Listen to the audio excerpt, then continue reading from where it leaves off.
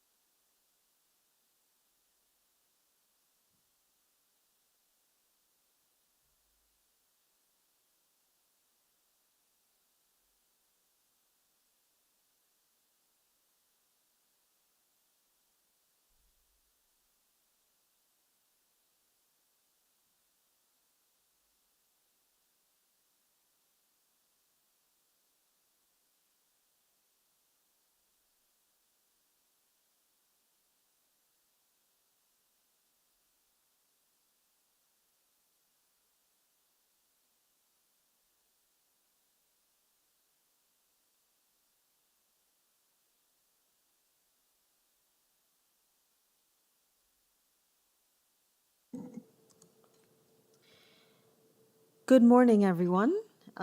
Today is Thursday, September 15, 2022. Welcome to the City of Toronto Scarborough District Committee of Adjustment hearing. Due to COVID-19, Committee of Adjustment public hearings are being conducted virtually by electronic means through WebEx webinar, an online digital platform, and is being streamed on the Toronto City Planning YouTube channel.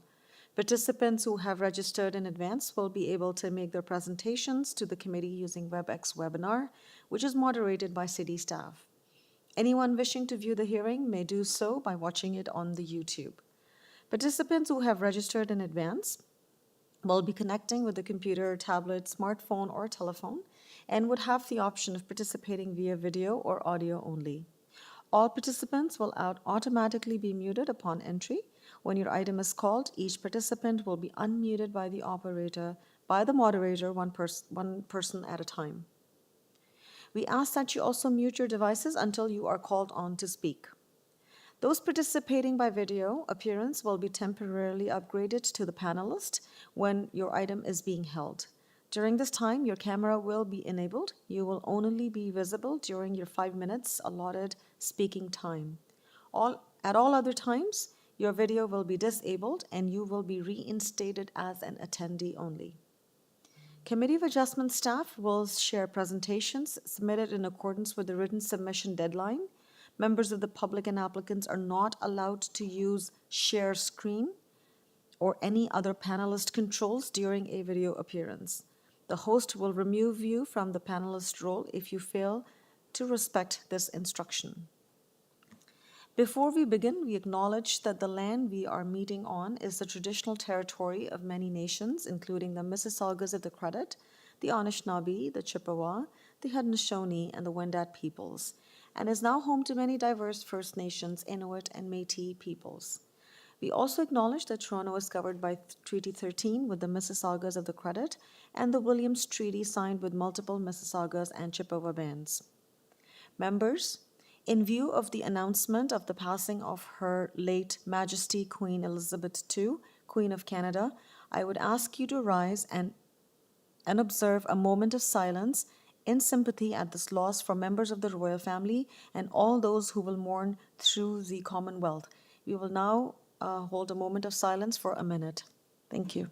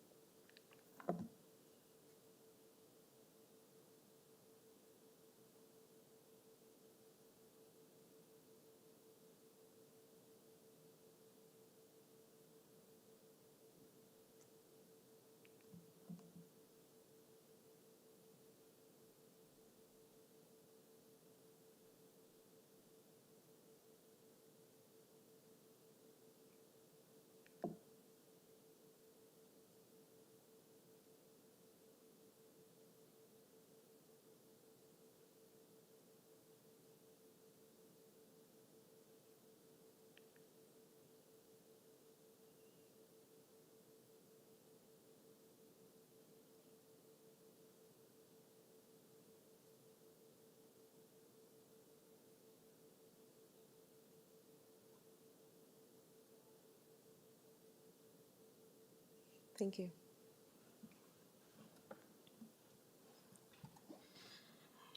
In accordance with Sections 45 and 53 of the Planning Act 1990 as amended, this meeting of the Committee of Adjustment of the City of Toronto is now called to order.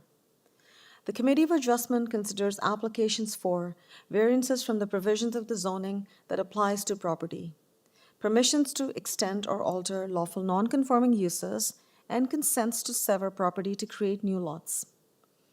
Anyone in attendance today who wants to receive a copy of the decision of the committee on an application must submit a written request for a decision by email. Please ensure that you include your name, address, and an email address because the Committee of Adjustment and the Toronto Local Appeal Body, the TLAB, will be sending notifications and appeal updates by email.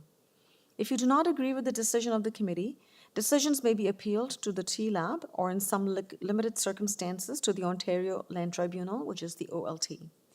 Appeal instructions are set out at the bottom of the decision of the committee. I will call each item in the order that's listed on the agenda. In terms of making your submissions, when an application is uncontested, the agent or the applicant may proceed with their presentation if desired. When the committee does not require a presentation, the applicants are to advise the chair should they wish to speak to the committee. The committee may ask questions or take the matter into committee for a decision. Each speaker, including the applicant or the agent, will be given a maximum of 5 minutes to address the committee. I will comment when you are reaching the 5 minutes. When addressing the committee, please clearly state your name and address.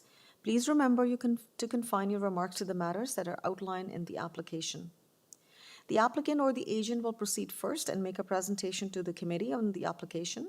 Please note that the committee may not entertain revisions to the proposal at the hearing today. The committee may decide to defer the application if it is substantially revised, to ensure that the revised application is accurate and that all those who are entitled to receive the notice of the revised application are informed of the changes. Then individuals either in support or opposition to the application will be invited to speak. I must remind all the speakers that we are here to listen to your concerns. However, repeating the same comments will not advance your cause. Committee members may ask questions of each speaker after they have finished the presentation. When all speakers are finished, the applicant or the agent has the opportunity to rebut only those issues that were raised by the speakers. This will mark the end of the discussion. The application will then be taken into committee for a decision. Today we are holding 2 sessions, a morning session and an afternoon session. In the morning session, we are dealing with items number 1 through 17. And in the afternoon session, we're dealing with item numbers 18 to 26. The afternoon session is scheduled to begin at 1:30 p.m. Before I hear the first item, or before we begin with the agenda, may I please receive confirmation of receiving of the minutes of the last hearing? Members of the committee, have you had a chance to review the minutes of the meeting from the last hearing? All right, if there are no questions or concerns, can I please have a motion on the minutes? Member Macaulay, please go ahead. I move approval of the minutes of our last meeting. That's all. Thank you. And may I have a seconder, please? Member Said, please go ahead. Thank you, Madam Chair. I second the motion. Thank you. And all in favor of the motion? The motion's carried and the minutes of the last hearing have been adopted. May I ask if there are declarations of interest of panel or staff for items that are listed in the morning session? I would like to declare a conflict of interest on item number 4. The applicant is an acquaintance of mine. Thank you. So DST, Mr. DST, I have a conflict on item number 4. Thank you. Through the chair, are there any declaration of interest for any other items on the morning agenda? Member Macaulay, please go ahead. Madam Chair, I have a declaration of conflict of interest for item number 628 Nuffield Avenue. Thank you very much. So Member Macaulay has a conflict on item number 6. For item number 4 that I have conflict on, I would request Member Macaulay to please chair the item, as I will have to step away from the hearing at that time. Thank you. Thank you. I do not see any further declarations of conflict, so I will proceed with the deferral request. So, Mr. Deputy Secretary Treasurer, do we have any requests for deferrals for items in the morning session? Through the chair, just for the record, two items. The last hearing for the confirmation of minutes was the August 18th hearing, and secondly, there are no staff conflict of interest to declare. Oh, there are staff as well? There are none. There are none, okay. Okay. Thank you. All right, so there are no conflicts of interest of staff, and the minutes of the last hearing were from August 18th. Correct. Okay. Through the chair, there are 2 deferral requests in the morning session. The first one is for item 11, 77 OAKLEY Boulevard. It's a deferral request at the request of the applicant to defer the application for up to 3 months to allow the opportunity to consult with Urban Design Heritage City Planning Division as per the staff recommendation in the report before you today. Thank you. Staff, may I please have the agent or the applicant online for item 11, 77 OAKLEY Boulevard?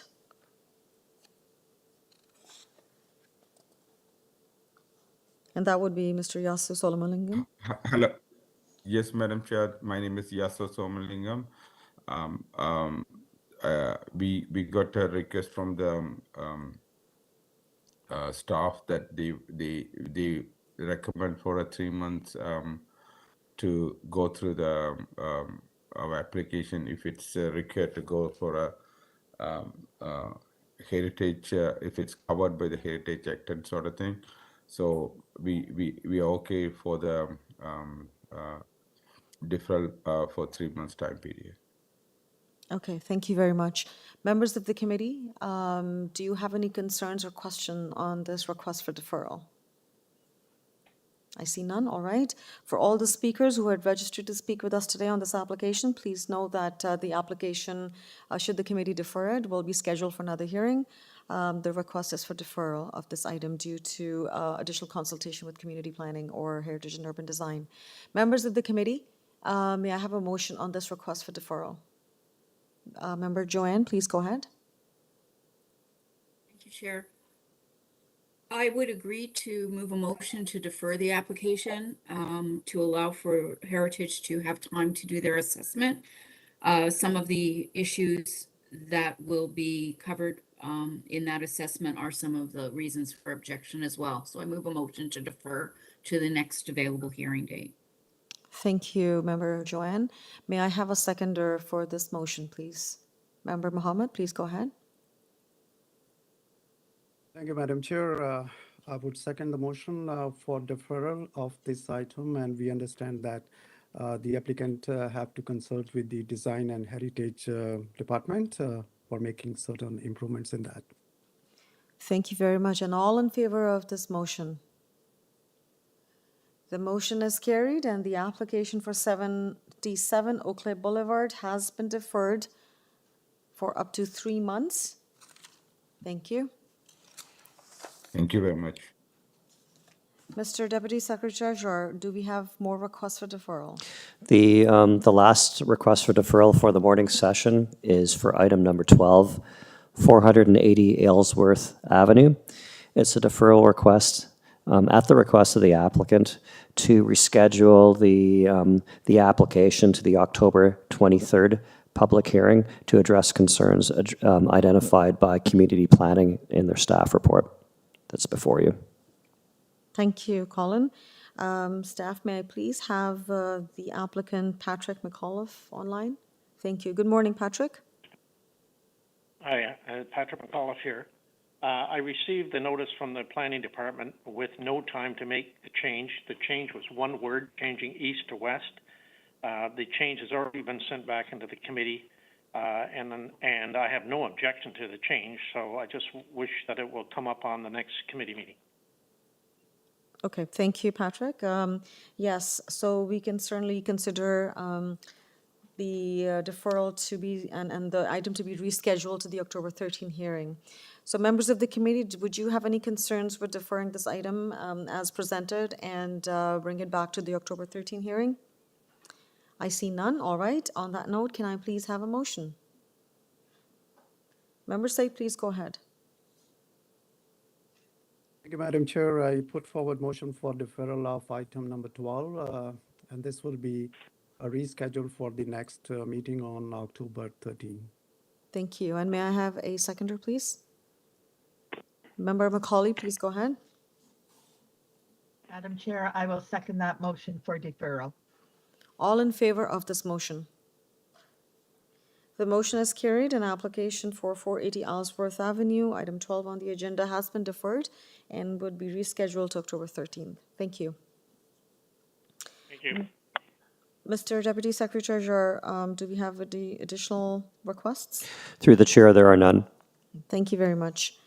I will now begin to vet the agenda for the morning session, and these will be items 1 through 17. Starting with the first item on the agenda, we have 8 Six Nations Avenue. Committee members, do you have any questions or concerns on this application? This is item 1, 8 Six Nations Avenue. Member Joanne, please go ahead. Yes, I have a number of questions of the applicant with respect to this matter. Do you Okay. want me to ask those now, or do you want the applicant to introduce themselves first? I would suggest that we hold this item if there are a number of questions, that's fine. because we are vetting the agenda, so I Yes. want to go through the items that have Okay. absolutely no discussion. you. Thank you. So, Thank you. item 1 for 86 Nations Avenue, we are holding the item, and we will come back to it for further discussion once we get into the main body of the meeting. Thank you. For item number 2, 74 KILDONAN Drive. Members of the committee, do you have any questions or comments on this application? Member Said, please go ahead.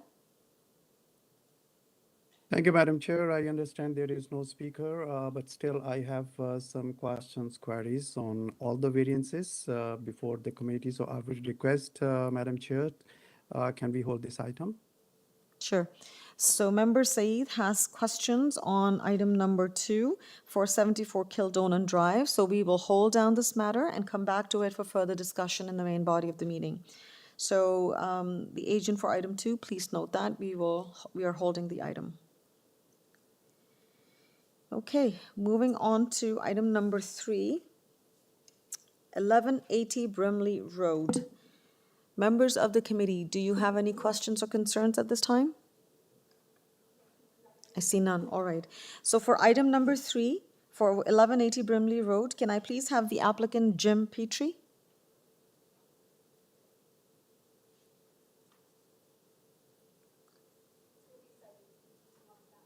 Madam Chair Good morning. and committee member. My name is, yes, good morning. Can you hear me? Yes, we can hear you, sir. Please go ahead. And then could you Okay, yes. could you please say your name, please? Syed Ahmed from Lifestyle Sunrooms and presenting our property at 1180 Brimley Road in Scarborough for a proposed sunroom at the back of the house. Okay, all right. And there are, yeah. Okay, yes, we have your application before us. Committee members, if there are any questions or concerns, we'll take it from there, but if there are none, then we can certainly proceed with the decision. Committee members, do you have any questions for Syed? All right. Oh, Member Said. Thank you, Madam Chair. No, I don't have any question. Actually, I have a comment to say that it's a pretty straightforward application. We can deal it now. Okay, sure, absolutely. All right. So Syed, we're taking the matter into committee. Committee members, can I please have a motion on this application? Thank you. Member Said, go ahead, please. Thank you, Madam Chair. To me, this is a pretty straightforward application. There are 3 variances, Madam Chair. Rear yards setback, building length, and building depth. These are minor, appropriate. So I put forward motion for approval of this application, and I don't see there are any conditions to that. Correct. Can I please have a seconder? Member Macaulay, please go ahead. Thank you, Madam Chair. I will second that motion. All right, and all in favor of this motion? The motion is carried and the application has been approved unanimously and there are no conditions. Thank you, Syed Ahmed. We now move to item number 4 and I have a conflict, so I will step away. So Member Macaulay, I will allow you to chair this item for me and we are vetting the agenda. Thank you, Madam Chair. Good morning. This is item 4, 1304 Military Trail. Is the applicant available? Through the chair, there are speakers on this item, so this item will need to be held. Okay. If that is so, we will hold this item until it comes in an appropriate time. Thank you.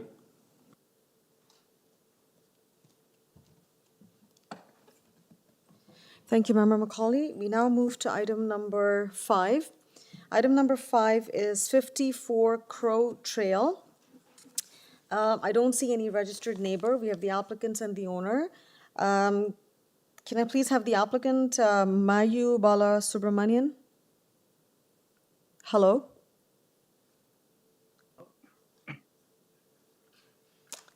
Hello, Mayu? Yeah, speaking. Okay, good morning. So Mayu, we're dealing with your application. Do you have any comment at this time? No, basically, the deficiency notice we got in May, but after that we revised the drawing. The updated drawings are reflecting a latest version. So the deficiency number 1 doesn't apply anymore.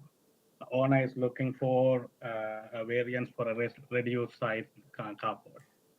Okay, so I can speak to the deficiency for one. We have two variances before us.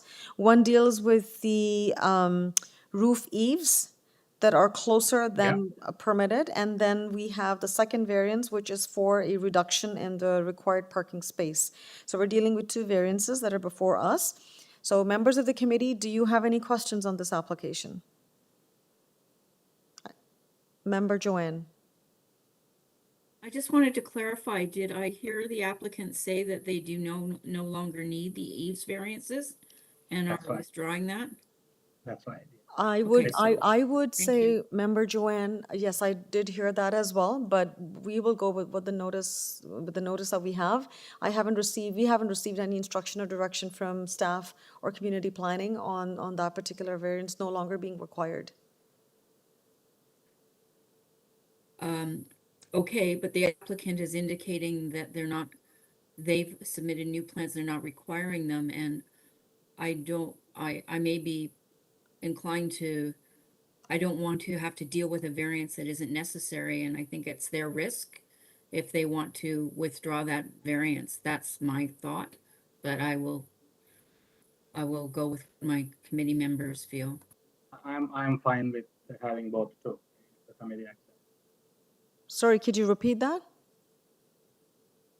I am fine if you want to give me that variance. I am ready to accept that. It's not about us giving you the variance. It's about the fact if you do not need it, then you have to confirm with us right now. Yeah, we don't need it. Okay, all right. So the Because applicant wishes to. The drawings reflect the latest condition, but we did not get revised notice after.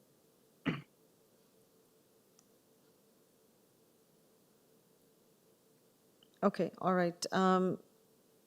If you can reconfirm with me that you wish to withdraw variance number 1? Yeah. Okay, all right. So we have confirmation from the applicant requesting to withdraw variance number 1. So we're only dealing with one variance, variance number 2 for the parking space. Variance number 1 is withdrawn, so the application has been amended. Committee members, do we have a motion? Member Joanne, please go ahead. Thank you, Madam Chair. I'd like to move a motion to approve the application as amended. I believe the remaining variance with respect to parking in the context of the property meets the 4 tests, and I would move to approve the variance application as amended. Thank you. And may I have a seconder, please? Member Said, go ahead, please. Thank you, Madam Chair. I second the motion as amended, and I see there is a condition of urban forestry, condition number 2. Thank you very much. I forgot. Okay, so we have a motion, it's been seconded. So again, want to confirm the motion, approval of the amended application subject to conditions of urban forestry, seconded by Mr. Saeed. All in favor of this motion?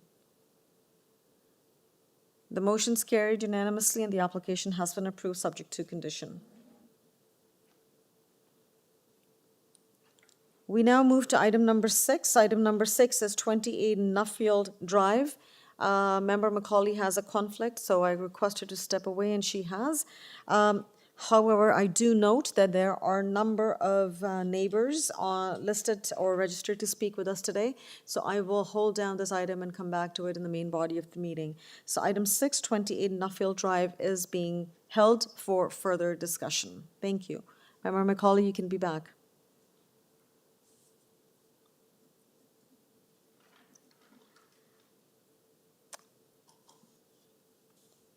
Thank you very much.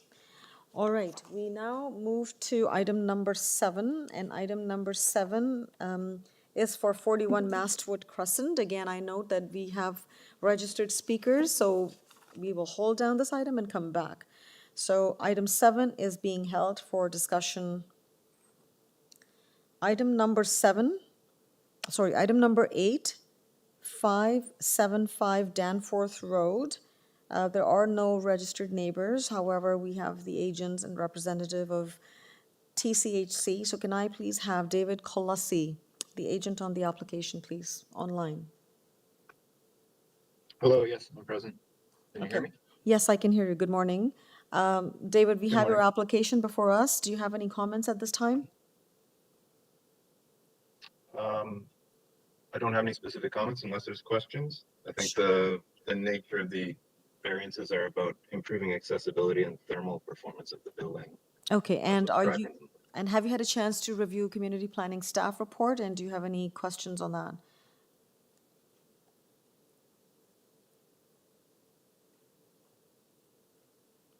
David?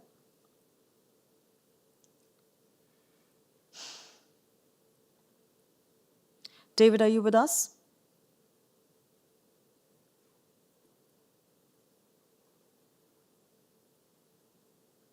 The line dropped, I guess.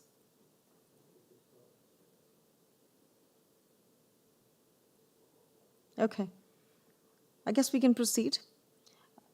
There's a condition. I want a confirmation. He's back? Okay. I have been unmuted by the host. That's why you couldn't hear me.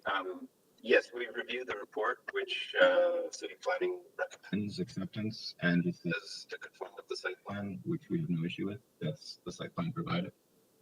Okay, thank you very much. So the agent has confirmed that there are no concerns, he has no concerns with the recommendation from community planning. Members of the committee, any questions or comments? I see none. All right. Can I please have a motion?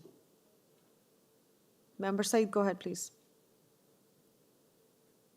Thank you, Madam Chair, and thank you, David, for confirming the acknowledgement to the community planning recommendations. There is a condition of urban forestry, condition number 2. Madam Chair, I put forward motion for approval of this item, subject to the condition of community planning staff report recommendations and urban forestry, condition number 2. Thank you. And may I have a seconder, please? Member Gary, please go ahead. Yes, Madam Chair, excuse me. Yes, I second that motion to approve. All right. All in favor of this motion? The motion's carried unanimously and the application has been approved, subject to conditions of urban forestry and community planning staff report condition.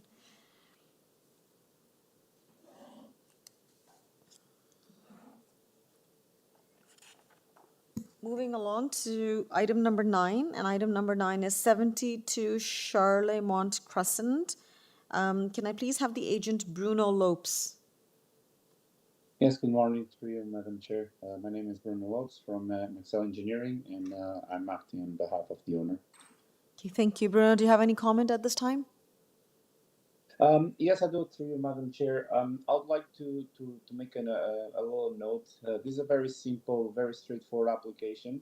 The zoning notice mentions about the driveway being 5.8 meters. However, I would like the committee members to actually note that the site plan has a slight different condition, and I would like to get the application tied to the site plan because the site plan has a curb cut of 6 meters. So there's a slight difference, a slight increase, but again, there was just the notice was tied to the driveway itself, but I would like to make sure that we get the curb cut of 6 meters.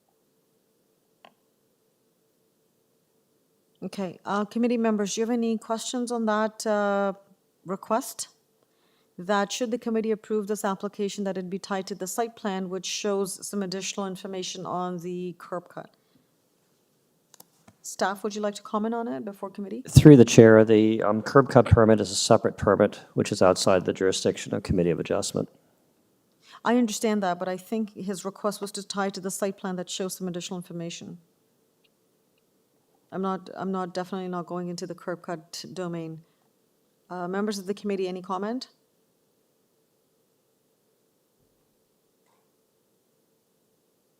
Through you, Madam Chair, the site plan is A100, and it's on a separate document. It's not on the drawings. It's a separate document. Okay, so I don't have a copy of that, unfortunately, on the agenda. So I would be hesitant to, Should be there. is it on the agenda? It should be there. Yeah, it's actually there. Yeah, it's a site plan. It's actually under site plan. Oh, I just A200. downloaded this morning, Which so one did I'm you pretty say? sure. Could you say the number? It's A100. But on the documents listed on the application details, it's under site plan, CA site plan. So it's available on the web. Staff, can you pull it up if it is on the agenda? I don't see it on the agenda, at least I don't. It's not on the agenda.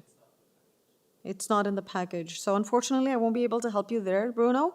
I think that's a separate process, as staff indicated, that you would have to deal with for the curb cut. At this point in time, we're only looking at the minor variance that's for the driveway, and I can only help you with that. Okay?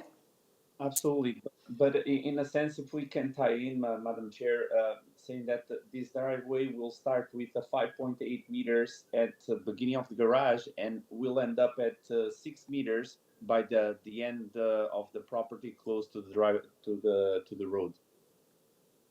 Okay, I will leave it to the committee. If should they feel to include that or feel inclined to include that, they would do so. They've heard your comment. So I'll go to the committee now. Committee members, any thoughts on that? Member Joanne and then Member Said. Hi, I've, heard what the applicant says, but I'm not prepared to deal with a variance that's not properly before us. So I would only be prepared to rule on what's in the notice. Okay, thank you very much. I think it was more about a condition to be applied that if, should the committee approve it, it'd be tied to the site plan, which, as he mentioned, included additional information. But again, I hear you, Member Joanne. Member Said, please go ahead. Thank you, Madam Chair. I do agree with Member Joanne, and I will say we will only look at the variance before us, and that is variance. There is only one variance, which says that it should be the 5.8 meter. That is correct. Okay, all right. So then can I please have a motion now? Member Joanne, please go ahead. Thank you, Madam Chair. I think the variance that's before us and noted in the notice is appropriate. I think it's minor, and I would move a motion to approve the application with no conditions. May I have a seconder, please? Member Said, please go ahead. Madam Chair, I second the motion. And all in favor of this motion? The motion is carried unanimously and the application has been approved and there are no conditions. Thank you. Moving to item number 10. Item number 10 is 108 Magnolia Avenue. I do not see any registered speaker. However, we do have the applicant. Can I please have Rock Kim? Rock, are you with us? Rock Kim. Yeah. Please go ahead. Yeah, we want to have the front yard parking because one of the family member has a disability, and then both neighbor also has the front yard parking. So that's why we want to have the front yard parking for minor variance. Okay, all right. Members of the committee, do you have any question or comment? Member Joanne. Have you made an application to get a front yard parking permit? We applied for the ZAP permit, which is a zoning review. Okay. That's what it requires, actually. So yeah, so I recognize by looking at the neighborhood that it's not an uncommon characteristic. Did all your neighbors get proper authority, or is?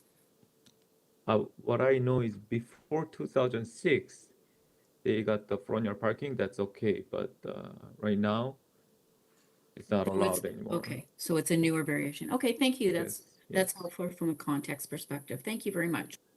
Thanks. Okay, thank you very much. If there are no more questions or comments, can I please have a motion? I don't see any conditions here as well. Motion, please. Member Gary, please go ahead. And Madam Chair, I note that there are two letters of support. In my opinion, the minor variance tests here are met, and I would move approval of this variance application. And I'll just check. I see without condition. Thank you. May I have a seconder, please? Member Joanne, please go ahead. I second the motion. Thank you. And all in favor of this motion? The motion's carried unanimously, and the application for, it has been approved. Thank you. We now move to our next item for vetting, which is item number 13. Item 13 is 35 FISHLEIGH Drive, and I do not see any registered speakers. I would like to call upon the agent, Sean Galbraith, please. Morning. Hello, Sean, are you with us? Yes, I am. Okay, good morning, Sean. Sean, we have your application before us. There's a bit of information, some conditions. As of yesterday, we received a community planning staff report and a recommended condition that should the committee approve the application, that it be cited to the site plan. Have you had a chance to look at it, and do you have any concerns or questions with that? No, the requested condition is a result of modifications that we made in discussions with city planning. We are totally fine with the condition and welcome it. Okay, perfect. Thank you very much for confirming that, and I do not see any more conditions from any other department at this time. Members of the committee, do you have any questions for Sean? Member Joanne, please go ahead. I thank you, Mr. Galbraith. Like to just have some brief submissions with respect to our rooftop decks characteristic of this neighborhood, and also the height of the structure. I didn't see anything in the, I didn't see a submission from yourself in the materials that were pre-circulated by the committee that spoke to any of those items. So if you could just briefly advise the committee. So, I apologize for cutting you off there. Rooftop decks on the south side of FISHLEIGH, which are the lots that front onto the lake.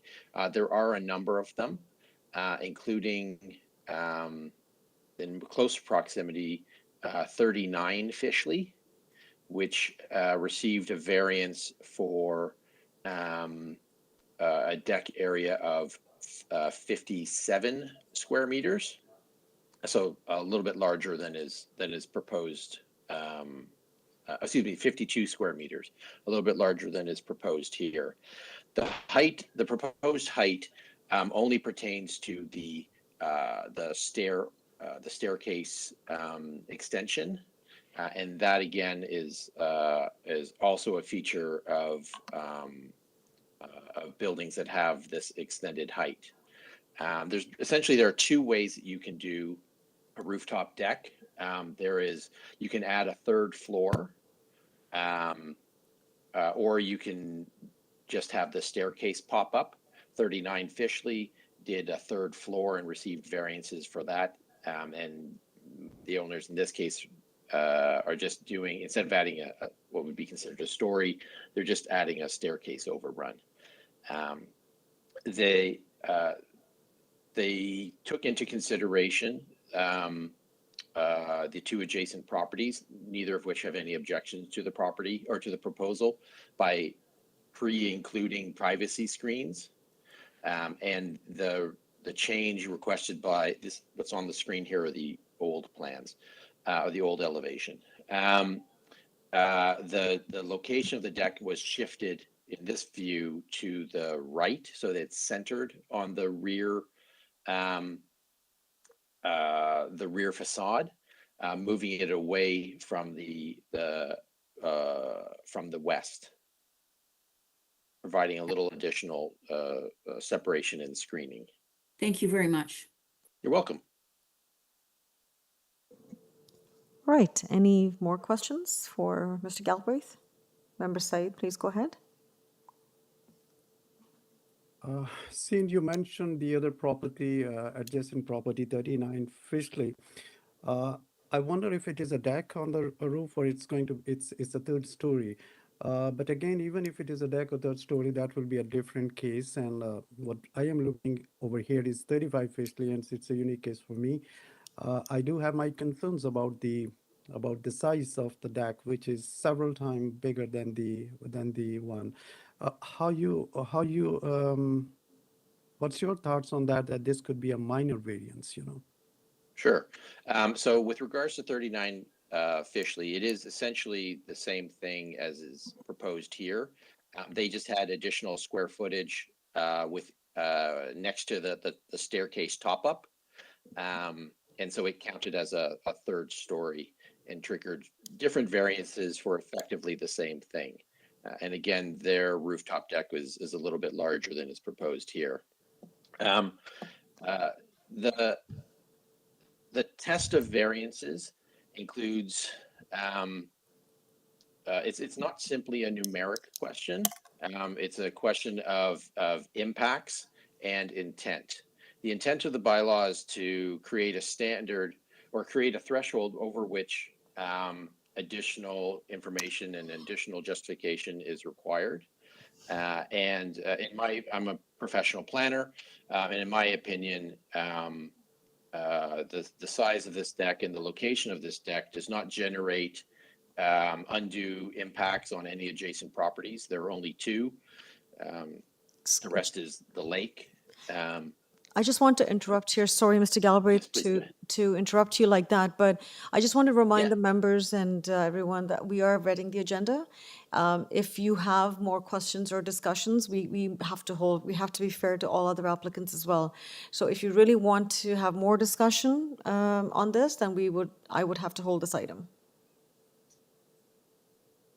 Madam Chair, I am okay with that, the elaboration given, and I think we can proceed for the decision now.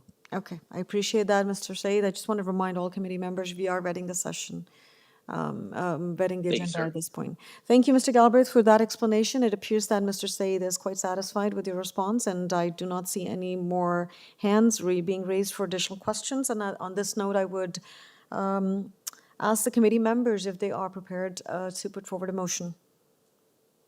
Just reminding that there's the Committee of Planning, Community Planning condition as well. Member Joanne, please go ahead. Thank you. The explanation provided by Mr. Galbraith filled in some of the holes with respect to whether or not what is being proposed is representative or is existing in the area. I think that the improvements that were done through the consultation with planning have resulted in a much better built form and one with lesser impact. If one were to feel that there was impact, I think the size of the deck, with the evidence that we've received and how it is been built, is something that I can support. And I would like to move a motion to approve the application, tying it to plans as outlined in the planning report, and believe that is the only condition. That's correct, Member Joanne. May I have a seconder, please? Member Said, please go ahead. Thank you, Madam Chair, and thank you, Sin, for the elaboration. Yes, you are right. I was looking into the impact of this size of deck. I don't see there is any concerns over there, so I do agree, I do support. Madam Chair, I second this motion, subject to the condition of community planning recommendations. Okay, and all in favor of this motion? The motion is carried unanimously and the application has been approved subject to conditions. Thank you, Mr. Galbraith. Thank you and have a wonderful day. Too, thank you. Okay, we now move to item number 14. Item number 14 is 51 Claremore Avenue. I do not see registered speakers on this except the owner. Can I please have Jonathan Waterfall? Jonathan, you with us? Yes, I am. Good morning, Jonathan. We have your application before us. Are you aware of the conditions of urban forestry? I am, yes. And do you have any concerns or questions on that? No, not particularly. It's straightforward. Okay, perfect. Thank you. Members of the committee, do you have any questions for Jonathan? I see none. All right, if there are no questions, then can I please have a motion? Member Said, please go ahead. Thank you, Madam Chair. Looking at the variances before me, I believe these are minor, appropriate. Therefore, I put forward motion for approval of this application subject to the urban forestry condition number 3. Thank you very much. And can I have a seconder, please? Member Macaulay, please go ahead. Madam Chair, I will second that motion. All right, and all in favor of this motion? The motion's carried and the application has been approved for 51 Claremore Avenue. Thank you, Jonathan. Thank you. Good day. The next item on the list is item number 15. And for item number 15, again, I do not see registered speakers, so can I please call upon the agent, Peter Jerusik? Good morning, Peter. You with Peter us? Druzik? Yes, I am. Okay, thank you. Good morning. Good morning. So we're dealing with item 15, which is 142 North Woodrow Boulevard. We have the agent, Mr. Peter Jerusik. Peter, do you have any comments at this time? No, I believe just the only comment I would have is we are requesting only the height variances for the wall and a minor increase in coverage. The height variance is just due to the slope nature of the lot, which puts the established grade below the actual grade in most instances, which triggers this higher height. I believe it still meets the 4 tests, and I'll leave it up to the committee should they have any questions. Thank you. And you are aware of the conditions from urban forestry? We are, yep. Okay, thank you. Members of the committee, any questions for Peter? All right, I see none. If there are no questions, can I please have a motion? Member Joanne, please go ahead. Thank you, Madam Chair. I think that the explanation provided by the applicant's representative with respect to the grading of the property is exactly what suggests that although the variances are with respect to height, I think they are indeed minor in nature, and I would like to move a motion to approve the application subject to forestry condition number 3. Thank you. May I have a seconder, please? Member Said, please go ahead. Thank you, Madam Chair, and thank you, Mr. Peter, for acknowledgement to the urban forestry condition. I second the motion for approval subject to the urban forestry condition. Thank you very much. And all in favor of this motion? The motion's carried unanimously and the application has been approved for 142 North Woodrow Boulevard with urban forestry condition. Thank you. Thank you. We now have items 16 and 17, and again, there are no registered speakers, and it is the same applicant, Ms. Peter Jerusik. If the committee allows me, can we deal with items 16 and 17 together as they are adjacent to each other?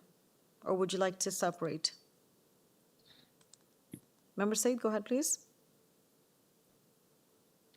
Madam Chair, in my opinion, we can take these applications separately because I see there are difference in the variances in the application 17.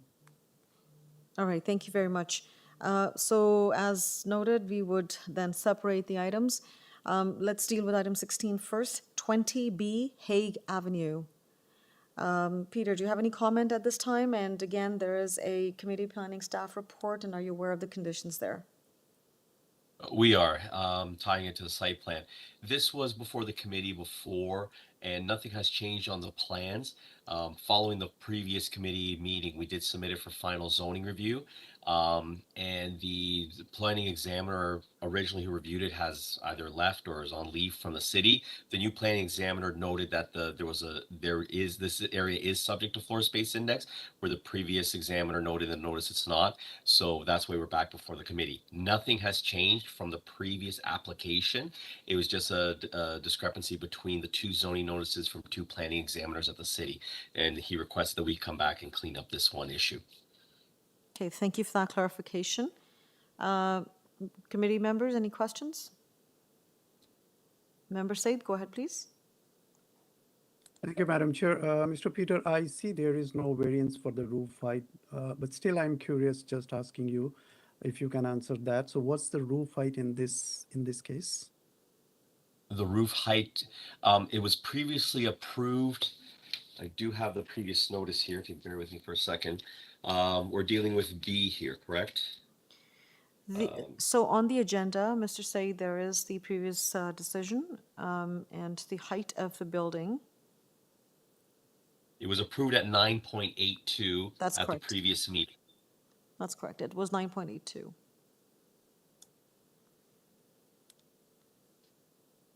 Thank you. Okay.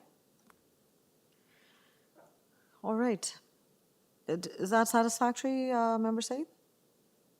Thank you, Madam Chair. I'm good. Thanks. Thank you. All right. If there are no further questions, can I please have a motion?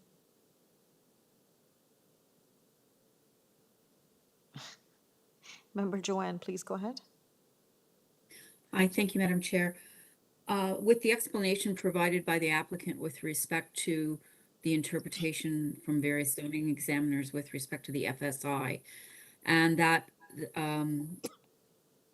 the committee previously approved what the built form was and is, and there's no changes to that, I would move to approve the variance application subject to the conditions in the community planning report, and that would be my motion. Thank you very much. And may I have a seconder, please? Member Macaulay, please go ahead. Thank you, Madam Chair. I will second that motion, subject to community planning conditions. Thank you very much. And all in favor of this motion? The motion is carried unanimously and the application for 20B Hague Avenue has been approved. Moving to item 17. Item 17 is 20A Hague Avenue. The applicant is Peter Jurusik. Peter, any comment on item 17? It's the same issue here regarding that floor space index. It was also noted by the zoning examiner that the original height was measured to the top of the roof height, not to the parapet. So that's why there's a slight increase. I know that the variance says where the permitted should be 7.2, 9.7, but we did receive a height on that one of 9.54. Now we're asking for 9.73. Should the height be an issue, we can remove it. We just won't have a parapet on that one roof if that's an issue. But we're just requesting that little discrepancy, which is a parapet. So the additional height is as a result of the parapet, right? Okay. Right. We were approved last time at 9.53, but our dimension line went to the top of the flat roof, not to the parapet. Correct. And the zoning examiner noted that I take it to the parapet at 7.3. The other one was shown correctly dimensionally. That's why we're not requesting on that one. It was just a drafting error on this one that we didn't take the dimension line to the parapet. But if it's an issue, we can remove the parapet and we can just do a different type of roof to make it work if that's an issue. But that's the only other difference between the two variances. Understood. And of course, floor space index. Okay. All right, members of the committee, do you have any concerns with that? Member Macaulay, please go ahead. Just a quick question. The height on the one that we're talking about is 9.73 to the top of the parapet. Does that compare with the previous application? We actually have been approved for 9.54, which is 19 centimeters difference. Sorry, my question wasn't clear. I wanted to know what is the height of the building on application number 16? I think it's 20. That one was approved for 9.82, and now I'm seeking 9.73 for the neighboring house. Okay, so this was really what I was looking at. Are we comparing apples with apples? And okay, all right. We are. All right. I think that because we're vetting the agenda, I just want to be cognizant of the time here as well. I think we got that clarification. We can move on. Peter has confirmed he has no concerns with the committee planning staff report. I just want to put on record we did receive a letter of concern from the neighbor. All right, members of the committee, do you have? Are you ready with the motion? Member Said, please go ahead. Thank you, Madam Chair. With the elaboration from the Mr. Peter, I am okay with this application. And Madam Chair, I put forward motion for approval of item number 17, subject to the community planning recommendations. And thank you very much. All seconder, please. Member Gary, please go ahead. Yes, Madam Chair. I second that motion to approve with that urban condition. Thank you, urban planning condition. Thank you. Thank you very much. And all in favor of this motion? The motion's carried and the application has been approved, subject to conditions of community planning. Thank you very much. And that brings us to the end of the agenda for the morning session. So we have dealt with all the items from 1 to 17. I would like to do a recap of all the items that have been held for further discussions. And for all those who are getting ready to speak on those applications so that they can prepare themselves as well. Item number 1 was held. Item number 2 has been held. Item 4 has been held. Item 6 has been held. Item 7 has been held. And that's it. Perfect. Okay. So we've recapped all the items that have been held, and we will start with dealing with the matters that have been held. So starting with the first item, item number 1, which is 86 Nations Avenue. We had one of our members who had questions on the application. So I would request the applicant to be online, Fatima Abouad. Fatima, are you with us? Hi, Madam Chair. Yes, I am. Thank you very much, Fatima. So as you probably heard, Member Joanne had some questions. She wanted additional clarification. Would you like to have comments at this time or make a presentation, or would you just rather dive into the questions? I would just like to mention that we had previously deferred our application in the last hearing, and we have made revisions to our plan, in which we have removed one of the variances and also changed the remaining variances. Also, I'd like to address that we are in agreement with the 2 conditions that community planning has put forth, and we will follow as required. And I'm happy to answer the questions.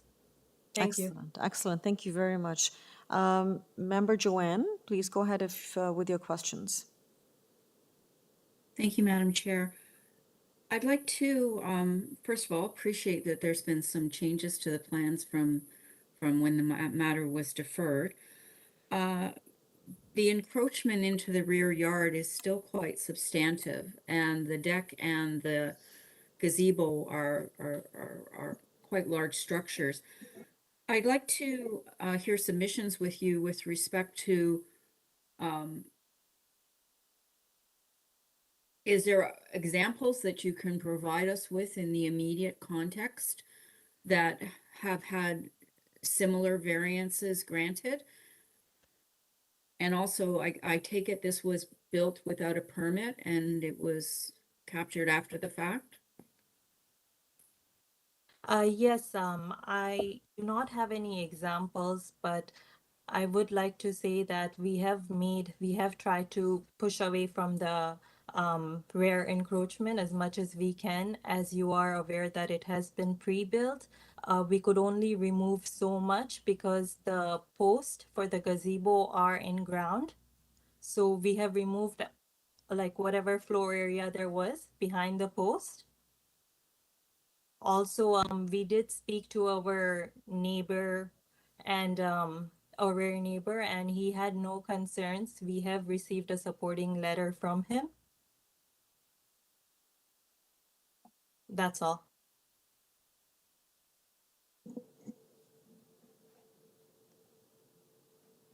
So there was a letter of concern from the neighbor at 37 Rockman. Did you have discussions with them? I did not have discussions with him, but the 2 suggestions or the 2 requirements that community planning has put forth, we are in agreement to that, and I believe that will address his concerns. Thank you. Also, sorry, I have one more thing. We did get a quote before when we did build this deck. There was hedges at the back which were about 8 to 9 feet when we did build it. So at that time, it was not a privacy concern. after that it was removed. So I think that's what caused a concern for the neighbor at 37 Rockman.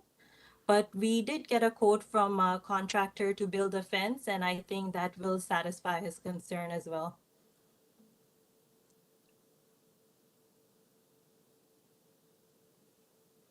Is that satisfactory, Member Joanne, or do you have more follow-up I questions? don't have any other questions. Thank you, Madam Chair. Okay, thank you. Committee members, any other member with questions? I see none. All right. So, Fatima, we are going to take the matter into the committee, but before I do, I want to give you an opportunity to provide any closing remarks before we go into committee. I don't have any. Thank you, Madam Chair. Okay, thank you very much. So members of the committee, I'm taking the matter into committee now, and any thoughts, any comments, or are we prepared to move with a motion? Okay, I do not see any hands raised. Any thoughts? Member Joanne. I'll give my thoughts. I can't support the application due to the encroachment into the rear yard. That's my position. All right. Any other thought? Member Gary, please go ahead. My note is that planning staff asked for permanent solid screening on the west side. And I'm sorry from the drawings, I'm not sure of the exact direction, but in any event, it seems that that's a good way to deal with the privacy and overlook to install the screening. So if I put forward a motion, it would be to reinforce that staff report. Thank you. Okay, thank you, Member Gary. I do not see any hands raised, so if you want to proceed with your motion, please go ahead.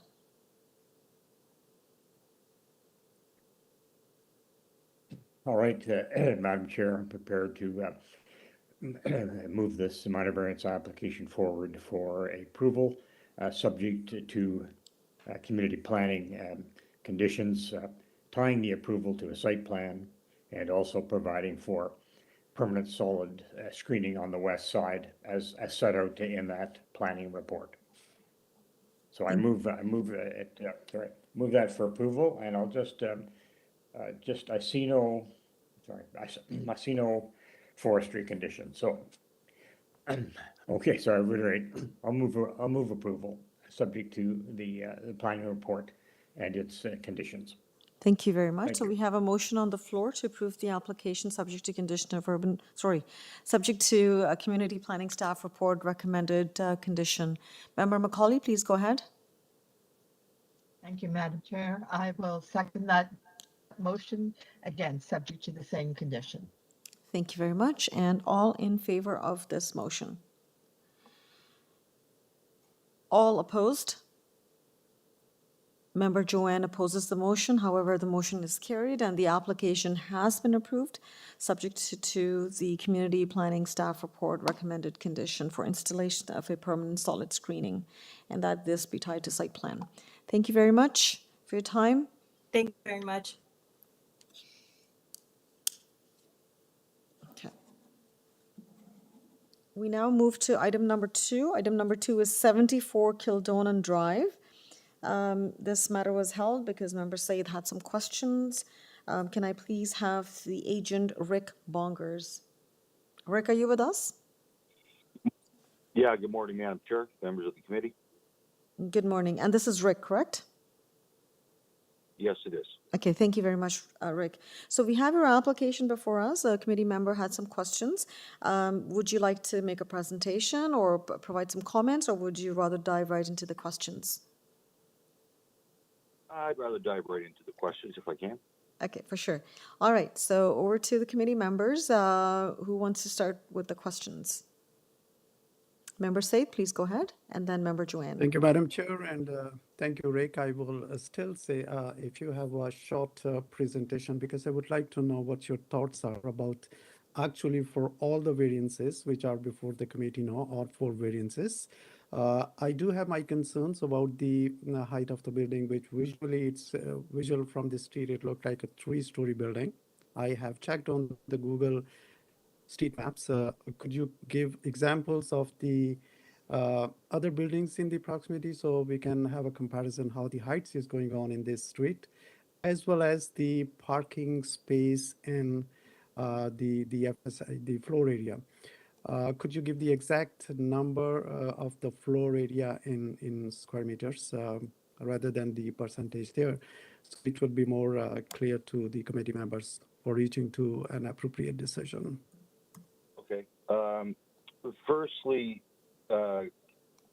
considering it's being classified as 3 stories, the reason for that is because of how the house sits on grade on site.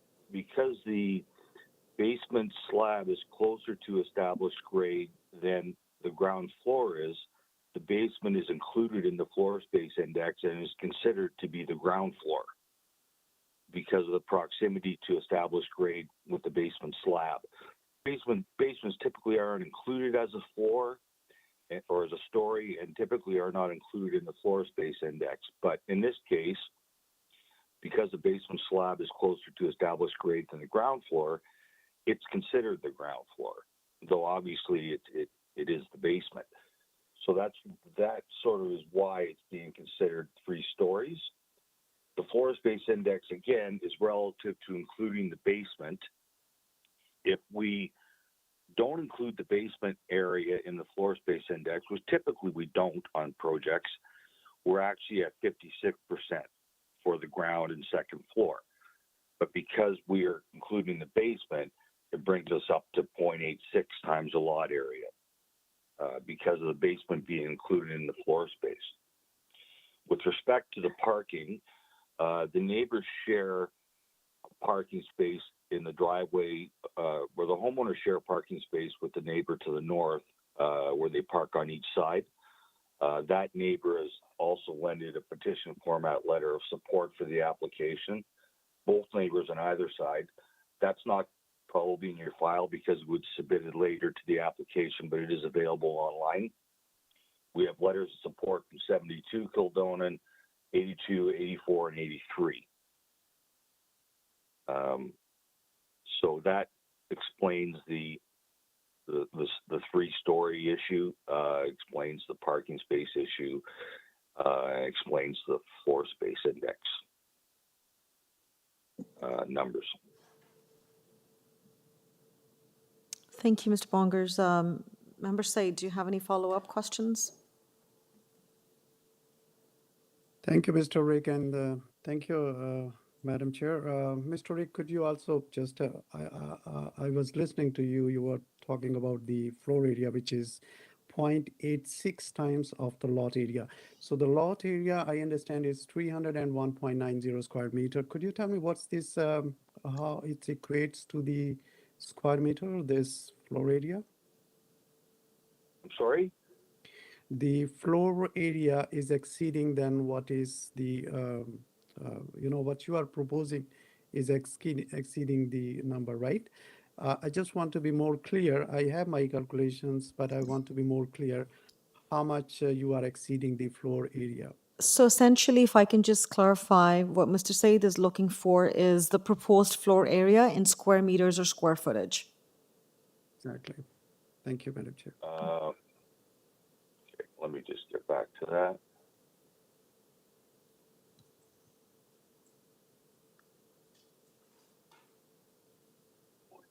Six.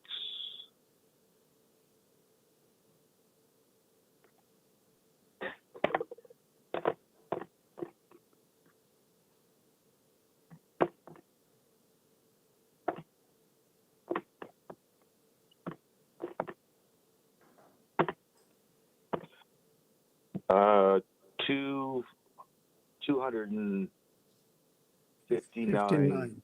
59, yes. Yeah.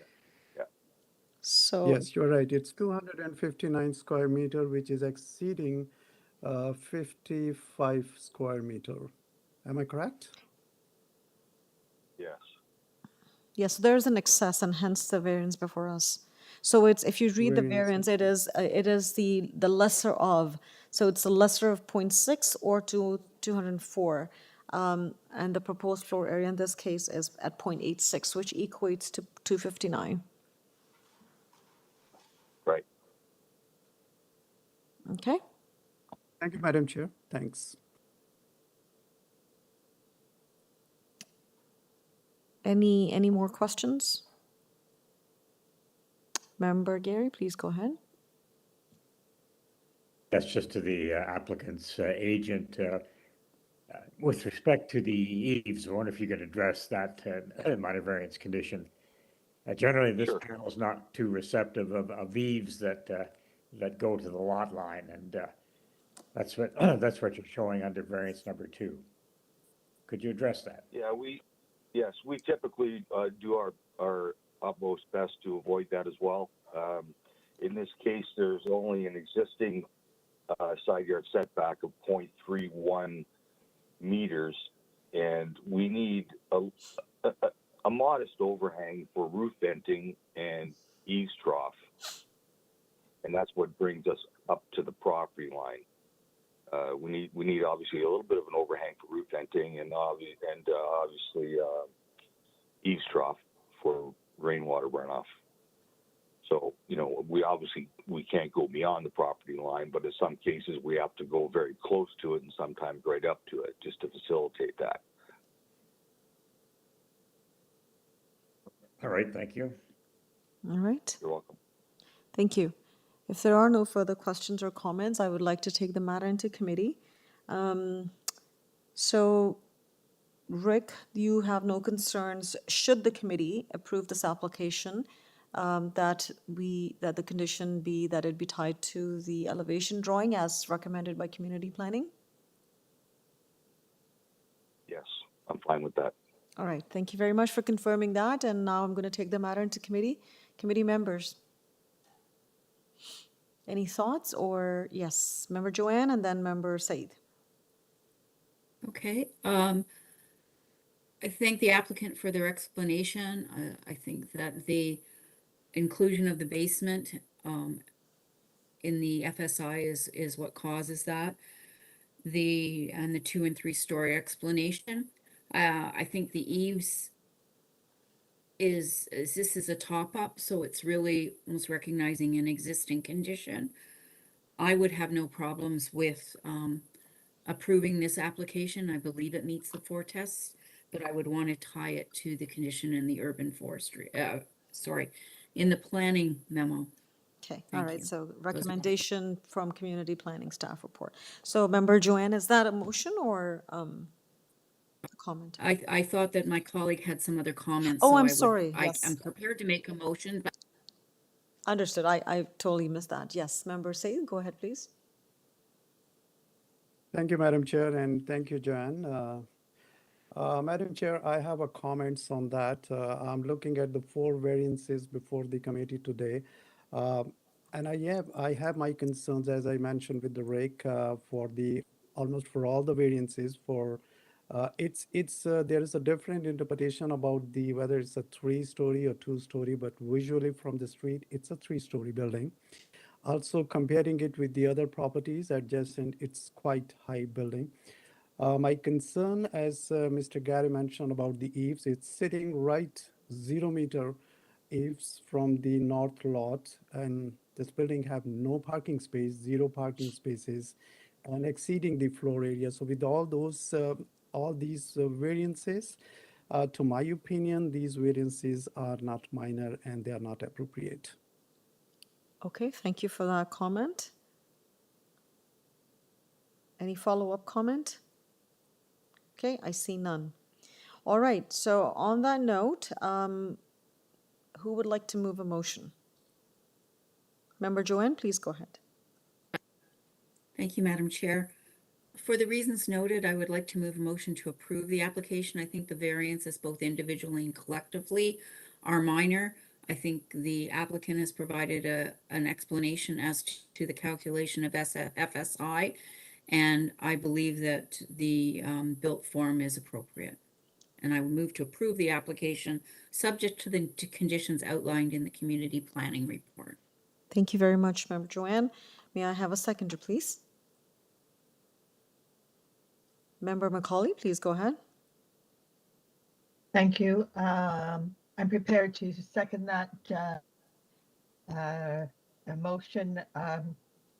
I too understand the issues of the third story and the floor area, which are the major variances here. And I'm prepared to put forth the motion to second the motion. Okay, so the motion was put forward by Member Joanne to approve the application. Member Macaulay seconds the motion, and all in favor of this motion? All opposed? Member Gary and Member Said opposed the motion. However, the motion is carried and the application has been approved subject to condition. Thank you. Thank you. We now move to item number 4, and as I mentioned, I have a conflict on item number 4, so I'm going to pass the baton to Member Macaulay to chair this item for me. Thank you. This is item 4 for 1304 Military Trail.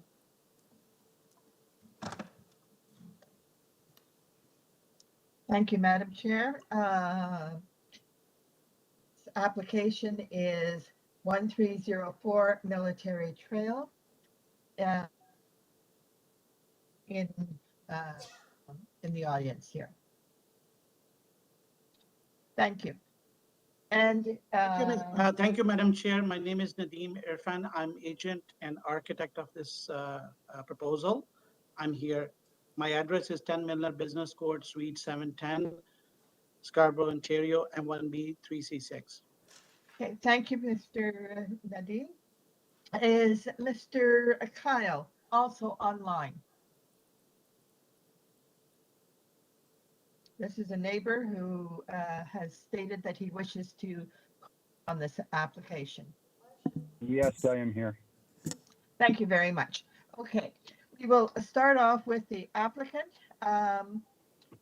Nadeem, do you wish to make a presentation? Yes, Madam Chair. Thank you. Go ahead. This is one of the large lot with a very unique proposal.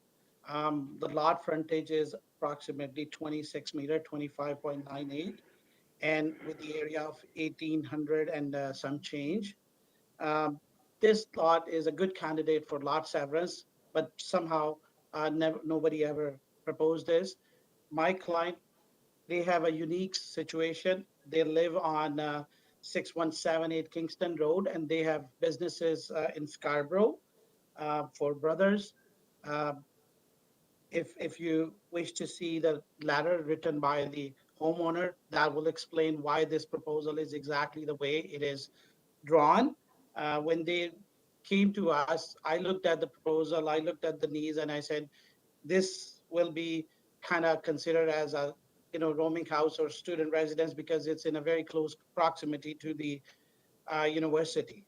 That's exactly what happened. The community planning also kind of considered this this way, but nonetheless, they are the homeowners. They have special needs. They have a unique situation where 3 of the brothers always traveling all over the world to meet their business needs. And my client, he is the sole caregiver of the family. So this plan is reflecting their special needs, their unique situation, nothing more, nothing less. They want to build and live here forever because they have businesses and they have their children going to school, and this is basically their requirement. So we have spoken extensively or in detail with the community planning. They have no concerns on the actual variances. They only have questions about, they're not asking for refusal. They're asking, if a deferment can be, asked to look into this proposal more in depth. But we have taken an opportunity. We have written a report, and we would like to improve this application. The concern raised or question raised by the community planning can be addressed through by homeowners giving a declaration letter, signed or affidavit, and municipal bylaw officers, municipal licensing standards, municipal property standards people are there to curb anything that related to any speculation about the party rooms and rooming houses and all that. So we have read the comments from the urban forestry. We acknowledge that and as conditions, and we seek that committee consider this for approval. Variances are very small. There are precedent on FSI on the neighborhood, up to 6.68 times, 0.59, 0.52. I just wanted to bring it to your attention that in the FSI, because we are proposing 4 parking spaces, 2 of the parking spaces are considered as FSI. So if we take it out, it will reduce to 0.54. But that's how the examiner has reviewed it, and that's what the bylaw says. So 2 parking can be considered as parking spaces, but the other 2 parking spaces are built into the FSI. So we rest our case and we look for the approval from the committee members. Thank you. Okay, thank you, Mr. Nadeem. I have a question. If you would clarify that several of the variances that were originally asked for pertaining to landscaping and driveway width have been deleted. Yes, Madam Chair. Would you just state those deletions? Yes. So we could delete the variance number 3, 5, 6, and 7. We wish to keep the variance number 1, 2, and 4. All right. Members of the committee, do you have any questions? Madam Chair, I wouldn't mind hearing from the other party first and come back to questions. All right. Is Mr. Kyle on the line, please? Yes, I am. Thank you, Mr. Kyle. Would you proceed to give us your comments? Okay, first let me state my name. My name is Ron Kyle. I live at 1308 Military Trail, right next door to the proposed land. I am a tenant there. I live with my mother-in-law, who is the registered owner, Fran Campbell. We have concerns about the car park with the driveway also being extended due to the fact the runoff and it being so close to our property. There's nowhere for the water to go. And the second garage that's towards the back of the house, unfortunately, I haven't had a chance to look at these plans due to the fact we never received a letter from the city regarding this. It was our neighbors that brought it to our attention, our neighbors behind us and beside us and to the other side of the said space that's going to be under construction. The sheer footprint of that house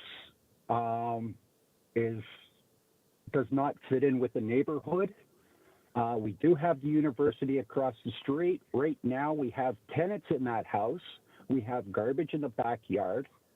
Our concern is, yes, it's going to be turned into a student residence, considering it's just going to be the owner, his wife, and 2 young children living in that house. 7 bedrooms and 7 bathrooms, and I don't know how many bedrooms. The square footage, like I said, I'm sorry, I haven't had time to go through everything. But our main concerns are the carport, the garage, the size of the house on the property, lack of green space, water runoff, stuff like that. Again, I apologize. Okay, thank you very much. That's very clear as to what is your concerns. Members of the committee, would you like the applicant to address the concerns, or would you like to comment first? I wouldn't mind hearing the rebuttal and then we can ask, I could ask questions. Mr. Nadine? Yes, Madam Chair. So we have done the grading and initial very preliminary grading. Zoning examiner has looked at it. And, you know, during the building permit process, we have to satisfy the grading um, slopes, whatever the desired slope, 1.5% to 2% in the, you know, yards and um, to drain the property to the street or to wherever the existing drainage pattern is. I can assure you that that will be looked after, and city staff is there to review and approve it. Driveway, there is, I just wanted to mention, they said the driveway is very close. There is no setback from the side yard. Actually, we're allowed to propose 1.2 and we have more on their side. And um, there is no variance for the side yard. There's no variance for the edge of the driveway. There's no variance for, like they mentioned, for the landscape. We have deleted the variance for the landscape. Now, coming back to the occupant, I wish, you know, the gentleman has reviewed the letter presented to the committee. It's on the portal, and the homeowner has explained it to their unique situation. They're four brothers. They live together because their business is together, and they travel all over the world, China, Asia, you know, within Canada, across Canada, US. So one of the brother is there to take care of the family and their needs. So that is the reason they need a little bit of bigger footprint to keep everybody, you know, within their, to provide the care for what is needed. So that is the reason we are asking for variance. And there are, like I said, there are precedents up to 0.68 on Conlens, 54 Conlens. On Gladys, there is a 0.59 FSI. And wall height, I can tell you that there is no building height requirement, height variance. It's just the wall height is at the corner of that round wall feature or the parapet. Other than that, we are less than 7 meter or less than 7.5 meter. So we meet the wall heights on all around other than at the front and the corner. So I believe again, the community planning has reviewed this application extensively. I had a detailed discussion with Marianne Barsoom, and their concern was, okay, what if this is, you know, this? So for that matter, you know, whether we build without any variance, whether we will build with the variances, the layout will be similar, maybe shrunk, but the questions still stay the same, and that there is a mechanism to stop that, which is the municipal bylaw standards department. They can visit them if somebody is not using any premises which are intended for. Homeowner is coming voluntarily and to sign a declaration that it will be used as just for the family, no rental or nothing. So I hope I am able to explain any concerns. So I wanted to take any questions from the committee.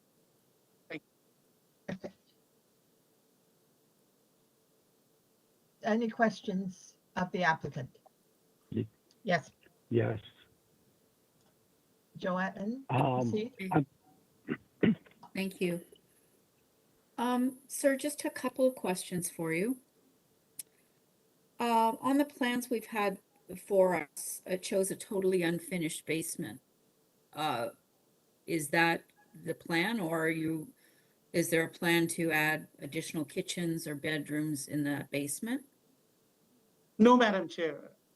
Through you, Madam Chair, no. At this point, there is no. If there was, we would be very open. We showed the staircases, we showed the elevator, whatever is intended, we put it on the paper and we are presenting it to the committee. At this point, no. So from reviewing the plans, it looks like every bedroom and other rooms that aren't displayed as bedrooms have their own bathroom. Have I read the plans correctly? Yes, member. But your plans suggest there is only one food preparation area in this home. Is that correct? That's right. Okay. So, to your submission, so this is really a multiple family of the same family home. Is that, that's my understanding of what you're saying? Through you, Madam Chair, there are 4 brothers, like I explained. They have wives and 1 wife each, of course, and 2 children. And that is basically, you know, it reflects that. So it's a multi-generational home. You can say that, but it's still single family. It's a family. It's not. Oh, no, I'm not. Yeah, it's not rented to, like when we say multifamily, we are reflecting apartment buildings where, yes, it's a residential and also considered single family, but. No, I said multiple I said multi-generational. I didn't say multi-family, so. Okay, thank you very much. Appreciate it. Any other, the applicant? I can't see all the members. Through the chair, Member McKay has a question. Thank you. Thank you. Yes, thanks. It's just on a specific matter. The vehicle entrances into the house, so I guess this is garage space. Maximum width is allowed is 6 meters. The proposal's 9.84 meters. That's quite an extension, and I'm just wondering, is it being extended for any particular type of vehicle? Why is that entrance? No, okay, through you, Madam Chair, this should not be actually a variance. And the reason for the variance is the zoning examiner is saying if the required minimum lot frontage is less than 20 meter, then it would be a variance. We have a 26 meter, and that's why they are considering if the required. If this is like, you know, the way they say 2 entrances, if the lot has 24, more than 24, there's no issue. So it's the way bylaw is written.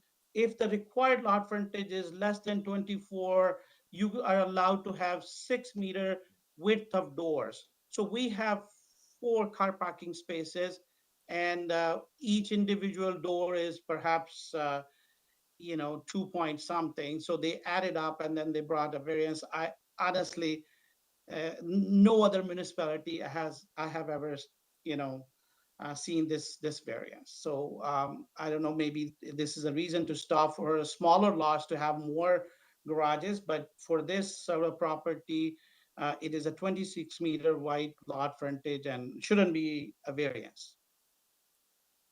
Thank you. Thank you. Further comment, thank you. Are there any other questions of the applicant?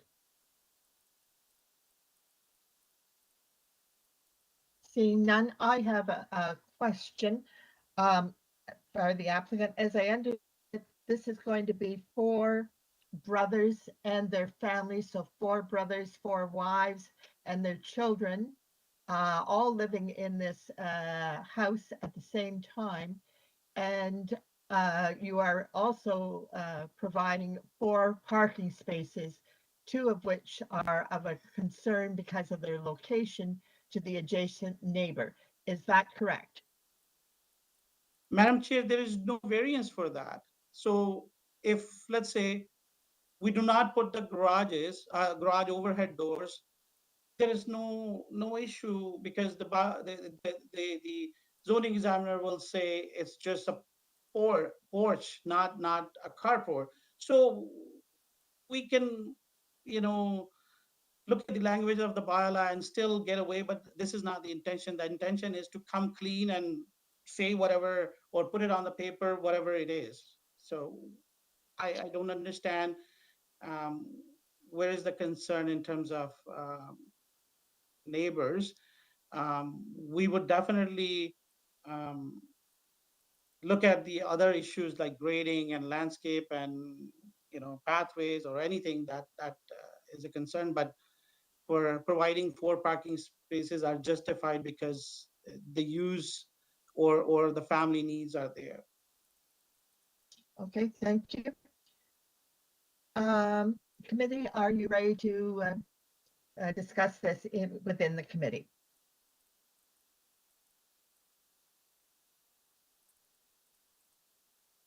Do I have any comments from the committee members?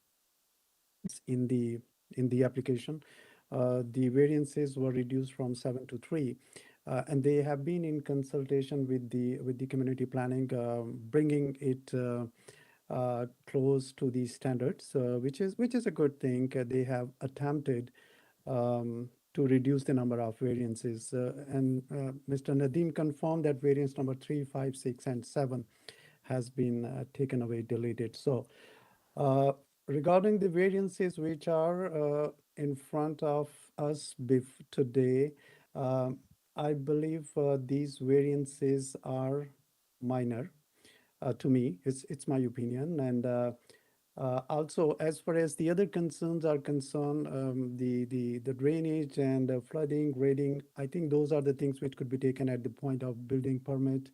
Or the usage of the building is, again, it's a big concern, but it's not the variance before the committee, and usage is something else.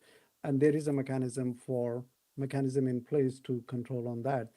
So having said that, just focusing on the variances, in my opinion, they are minor and they are appropriate, and I am willing to support that. So these are my comments. Thank you, Madam Chair. Thank you, Mr. Alhan. Do I have any other comments from committee members? Member Joanne. Thank you. There is no doubt that this is going to be a very large structure. The lot is very large. I think that the amount of asphalt and parking opportunities here may end up with a lot of cars parked on this property. However, the variances before us are what they are. We have to accept the position of the applicant that they put before it with respect to the use that is proposed here. And they have had their discussions with community planning. I think when you look at the variances as a whole against the size of the lot and some of the size of the structures built in this area as the area is being rejuvenated, I think the variances are supportable, and I think that I can support the application on that basis. But I would want it tied to plans if I was to do that. Thank you. Any other comments? Are we, staff, can we tie this application to plans? I don't believe the community planning has requested that. Through the chair, you can, and we will. The committee is well within their jurisdiction to tie it to the current plans. If I can ask that you specify which plans you would like to tie it to, if it's site plan and elevation plans, or which I'm assuming is that's the case, or is it just site plan? If you say, Madam Chair, because we will be deleting the variance for landscape, so we may change the site plan, reduce actually the walkways and the pathways and whatever not. So I'm afraid if you tie it, the site plan, tie the floor plans, elevations, but if you tie it to the site plan, we may have a problem because we may be shifting here and there the driveways because of the urban forestry conditions and setback from the trees. So I request if you wish to tie it to the floor plans and elevations, but not to the site plan. Thank you.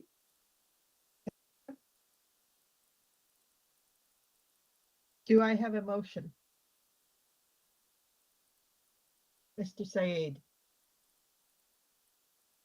Thank you, Madam Chair, and thank you for the elaboration by the agent. Madam Chair, I believe the applicant have the understanding of urban forestry condition 1 and 2. I personally believe there is nothing asked by the community planning to tie with the plan or to the floor plan or elevation or site plan. So I will not include those in my motion. So I put forward my motion for approval of item number 4 as amended, subject to the condition of urban forestry condition 1 and condition 2. Thank you. Do I have a seconder? I would want to tie it, I would want to tie it to ahead. floor plans and elevations. Thank you. Mr. Syed, are you agreement to tie it to floor plans and elevations? Sure, Madam Chair. If the committee members want, I will amend my motion and subject to the condition to tie this approval with the elevation and floor plans as well as urban forestry conditions. Thank you. With the amended motion, Madam Hayes, are you still in agreement? I will second that then. Thank you. All in favor?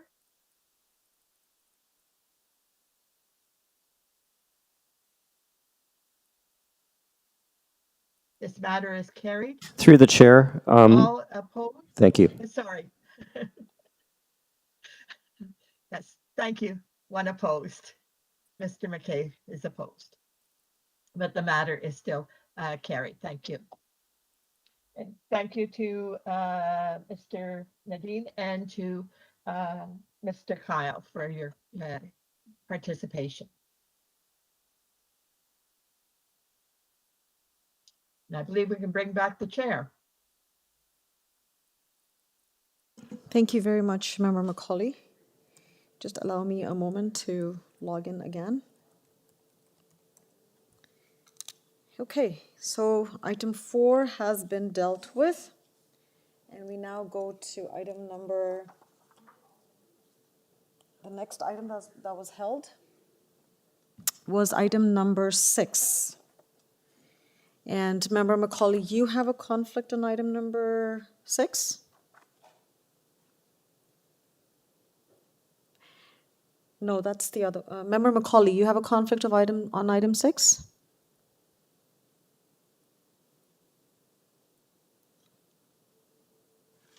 Okay. She's on mute, okay. If you are stepping away, that would be great. Thank you very much. Item 6 is 28 Nuffield Drive, and there's quite a long list of speakers here. So all the speakers, please get into your place to speak to it. I will be with you in a few moments. So this is item 6, 28 Nuffield Drive, and can I please have the applicant, Kevin Lowe? Kevin's not here?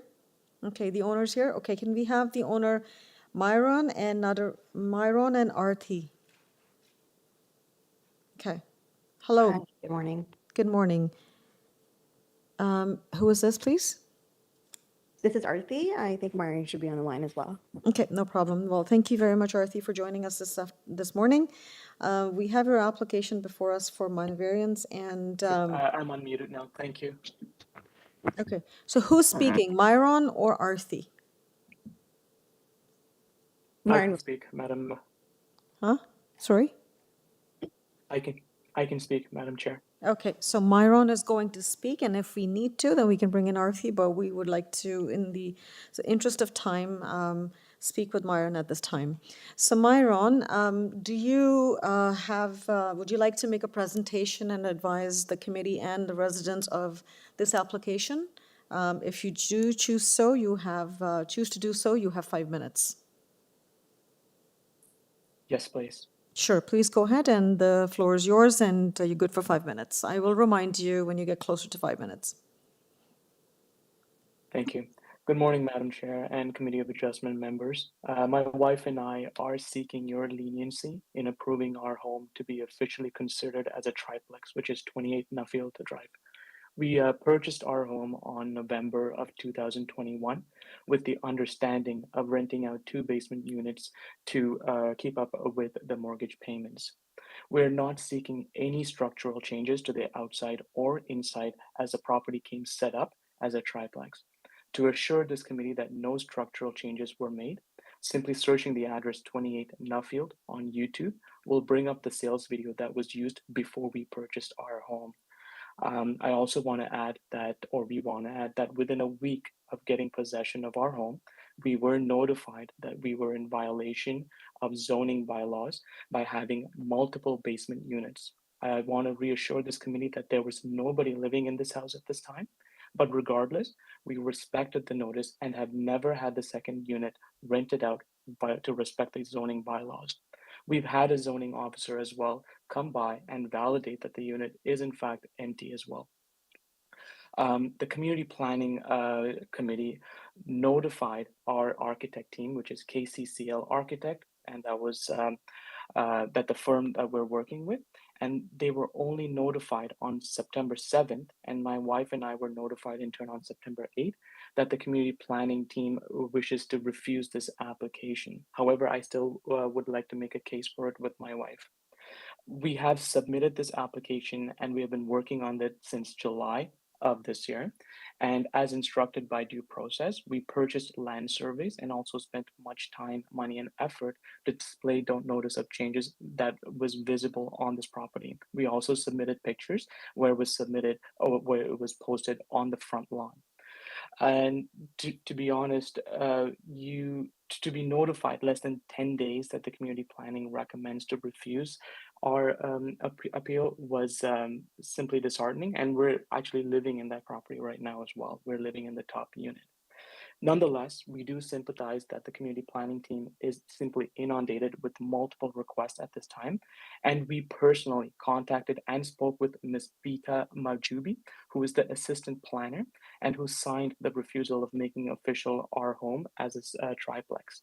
In speaking with her over the phone, her recommendation was there was already a draft official plan amendment or OPA that is currently waiting to be officially passed and approved by the city minister. This draft OPA is in reference to Amendment 570, Schedule 20 of Site and Area Specific Policy, or SASP 641, and that actually includes our home on Nuffield Drive, 28 Nuffield Drive, within the protected major transit station area, and that would be the Guildwood GO station. The proposal is to increase minimum density to allow 3 units in the official plan. I want to reiterate, since there's already an official plan introduced in 2021 to increase density to allow 3 units per home instead of previously followed FSI or floor space index in this Guildwood GO station area, we're asking to allow us to consider our house as a triplex. And I repeat again, we purchased it with the understanding of having 3 separate units. We made no structural changes on our own, whether exterior or interior. The city, I was told, and not officially told, but I'm assuming will likely pass this OPA in the near future, given the extremely limited housing supply in GTA. And we're asking for this adjustments committee to consider allowing us to go forward simply a little bit ahead of time than the rest of the neighborhood. I want to reiterate with my wife, we're not changing the character of our neighborhood as there are no exterior changes being proposed. And I'll address some of the letter of concerns that were posted as well a few minutes later. We can show evidence of this by, again, simply typing in 28 Nuffield into YouTube, where any of the internal changes that we are asking for on this official plan were already made. We made 0 changes other than to simply add a fridge and a range. I also want to say that there are 2 variances noted on the city plan. Would you like me to address the second variance as well, Madam Chair, or would you like me to pause here for any questions from the committee? No, you can carry on. You have another 18 seconds left. You may want to conclude your remarks. Sure. So in summary, our aim is to not challenge the planning committee, but simply ask for leniency from this adjustments committee to allow us to officially rent out the 3rd unit. On a personal level, we purchased our home at the height of property values, and coupled that with 5 rate increases since then, we've been eating into our savings to keep up with increased payments and other living expenses. Again, the income from the 3rd unit will definitely be welcomed and allow us to live comfortably in this neighborhood. We've had 0 issues so far in terms of noise, parking, or any other complaints. Okay, thank you very much for for your presentation. Appreciate that, Myron. At this point, I want to open the floor to committee members. Committee members, do you have questions for Myron? Member Joanne, please go ahead. So when you were purchasing this building, your due diligence did not discover that a second unit was not permissible? And then secondly, can you provide us with any other examples where two secondary units exist within your area at all? Can you speak to that, those two things? I can address the first one, and starting with the due diligence. We visited the property a few times with our property real estate agent. Given that there were multiple bidding wars in the neighborhood and at the height of property sales, we had little to no time. And we did do as best as possible our due diligence, and we walked through the property, and it was already set up as a triplex, madam. And we didn't think that this was not already officially done. We didn't have time to go and get additional input from the city planning. We had less than, I believe, 2 or 3 days to put in our offer to secure this property. And in terms of your second concern, madam, in terms of additional or other properties in the neighborhood that has additional secondary units in the basement, I'm not aware of any additional units. We were not given that information by our architect firm. However, I want to refer back to the draft OPA within this neighborhood for the Gilwood Go Station area, which is already officially proposing with the city plan to increase the number of units to 3 units. Thank you. Thank you. Thank you, Member Joanne. Although it's nothing to do directly with this application, however, since you brought it up, Myron, I want to ask you, I know the City Council has not made a decision on the OPA yet, and it's still in progress. Did you not consider waiting for the approvals, should Council approve it, for those approvals to be in place and all the necessary regulations to be in place before you actually took upon this redevelopment proposal? Definitely, Madam Speaker. We spoke with Bida Majubi, who is the assistant planner, and she did advise us that there is already an OPA, and it likely we should just, it'll be easier for us to wait. But in our defense, we did speak to her, and we wanted to make sure we're not stepping on her feet by going forward with it. And the reason we went forward with it is because when we purchased this property, we purchased it with the understanding of having 2 supplementary incomes. No, I understand that. I understand that. But what That I'm is trying to say is that since that OPA has not yet been completed and approved by City Council, I was just hoping if you had, you had some time that you could wait until you see the whole OPA come through and all the associated regulations. It may be to your benefit, actually. I'm just saying, I'm not suggesting that it may be, but anyways, I think I understand you're sort of caught between a hard rock and a place right now. You want to proceed with this development. There's some financial crunches as well. We understand that, but unfortunately for the committee, we do not consider financial implications through this process. We're only looking at the merits of the application based on what's presented and of course applying the tests of the Planning Act for this purpose. So I just wanted to make it clear that as much as you've sort of given us your background, but unfortunately I can't help you with that. But that was good information to have for sure. Okay, so any other comments or question from the committee? Okay, none at this time? Okay.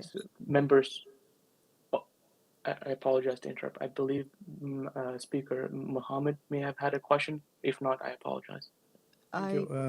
You do? Yes, Madam Chair. Oh, okay, go ahead. Thank you. Actually, you know what, I was ahead of the second. I am coming toward the second variance. I don't know whether you are going to elaborate it further or you completed your 5 minutes already. My question was about the parking space, Madam Chair. I can ask this question in advance, even if you are going to elaborate on that. I was just wondering, if it is going to be 2 secondary units in the basements, how this problem is going to be resolved regarding the parking spaces. I just Googled the street view, and apparently it looked like the bungalows there have long driveways. Your property has a driveway too. But how you are going to justify the issue of parking, which is also mentioned in variance 2? I can definitely answer that, sir. So the additional variance is an increase to the number of parking spaces. We do want to clarify, as mentioned earlier, we're not seeking any outside changes. The driveway that you're being displayed on the screen right now is 78 feet long and it's 14 feet wide. We also have an attached garage on the property. This allows up to 4 cars to be comfortably parked. 3 cars on the driveway, 1 car in the garage. We could squeeze 4 cars on the driveway, but that is not our intent. We can sign a letter of declaration saying that we will park no more than 3 cars on the driveway with 1 in the garage. The reason we say that we're only intending, we're not making any additional changes, is our intent is to only park on one side of the driveway to ensure there is no one being blocked. The expectation is that no more than 1 car is allowed per rental unit. This is already, there's already a little about, as you can see, 2 to 3 feet of designated space between the driveway and our neighbor number 26, Nuffield Drive, to ensure that there's ample space for snow shoveling and snow clearage. The neighbor, Ms. Glennis, has also planted a hedge there that is between 3 and 4 feet high to reduce the visibility of cars. And for the second variance, I believe this meets the requirement of having a minimum of 2 spaces for 2 secondary suites.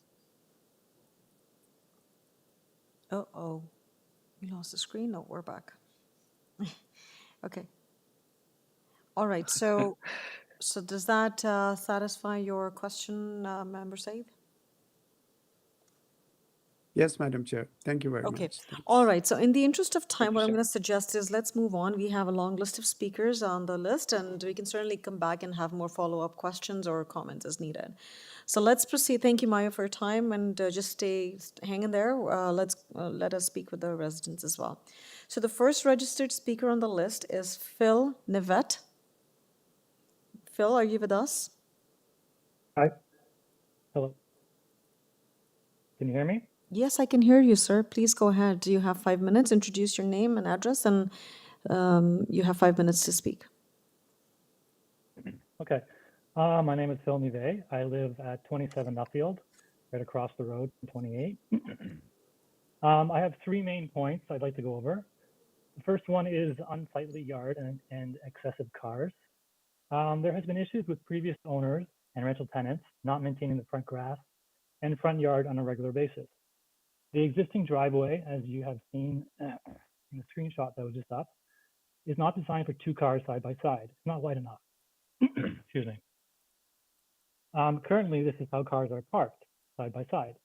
Cars have caused damage to the grass in the yard with current tenants in the past trying to squeeze into this driveway, which will obviously be worse in the winter.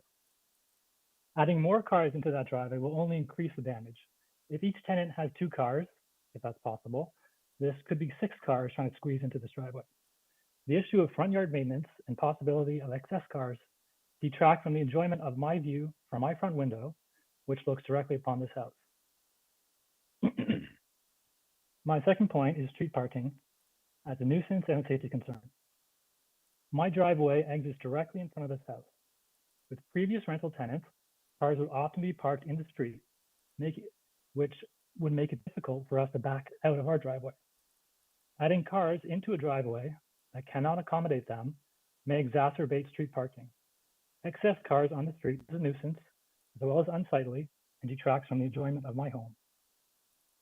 This is a small street comprised of single-family homes, mostly bungalows. We purchased this home 14 years ago and raised our 2 now teenage children here. It was desirable to us when we bought it because this is a small street, it's not a thoroughfare, and has low traffic. There are no sidewalks on the street, and kids often play and ride their bikes on the street. When cars are parked on the street, it's difficult for drivers to see the kids that may be riding behind parked cars. This small street currently houses families that include about 10 children in total under the age of 8. Increasing the density of the street with increased traffic and possibly more parked cars will only add to existing safety concerns for small children. My third point is the effect of a permanent change, setting a precedent in the value of homes. If this variance is allowed, and interior plans are completed to allow for a 3-unit home, it is quite likely that future potential buyers of 28 Nuffield will view this as an investment property. This will be a permanent change to this house and to this small street of single-family homes. In addition, the adjacent home, 30 Nuffield, was recently sold in the last 2 months. And I know it is hearsay, but it is believed that the new owners are investors who plan to convert the single-family bungalow into rental units, possibly for students. If this variance is allowed, it will set a precedent and we could potentially have 2 adjacent homes as multi-tenant rental properties on the street. The potential existence of multi-tenant rental properties directly in front of my house will detract from the enjoyment of my home with increased traffic, potentially unsightly yards, and increased street parking. I also believe this will lower the appeal of my home to future potential buyers and lower the value of my home overall. My last point is just a rebuttal to the owner's comments about triplex on purchase. It's the fault of the selling real estate agent for false advertising, because I know that she was advertising it as a potential for 2 secondary suites in the basement. And it's also a fault of the homeowner who failed to do the proper research about zoning requirements for single-family homes in this area. I did go to the open house just before the current sale. There was no secondary kitchen at the time of the open house, which is visible, I'm sure, from the real estate photos. Only a small sink in front of the home. If there is currently a second kitchen in the basement, this was installed after the purchase. Those are all the points I have. Okay, thank you very much for your submission today, Phil. Members of the committee, do you have any questions for Phil? Okay, thank you. All right, Phil, I appreciate the time you took to speak with us today. We'll move on to speaking with our next registered speaker from the neighborhood, and that would be Risto Farmakovsky. Risto, are you with us? Hello, did you call myself Risto? Because I couldn't hear it. Yes, it is. The name on the list is Risto. Are you Risto? Thank you. Thank Yes, you. that's me. Thank you. Thank you, Risto. So you have 5 minutes, sir. Please go ahead. Yes, thank you for the opportunity to speak here. I'd like to start off by kind of disputing the applicant's statement that this is their home.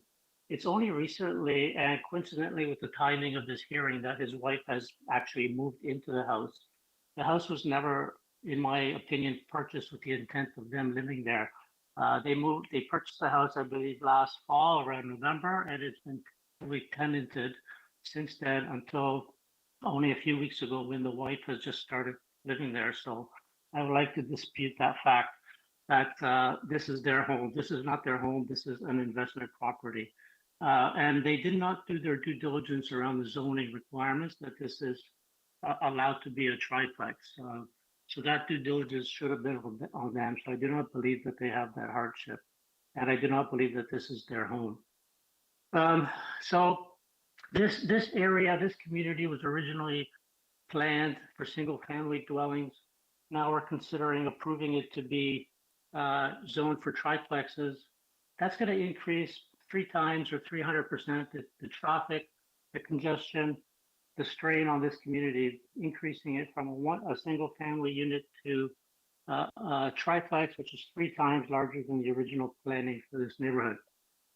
With previous tenants before this owner purchased the house, it was fully tenanted as well. We saw issues with noise, congestion, cars on the street.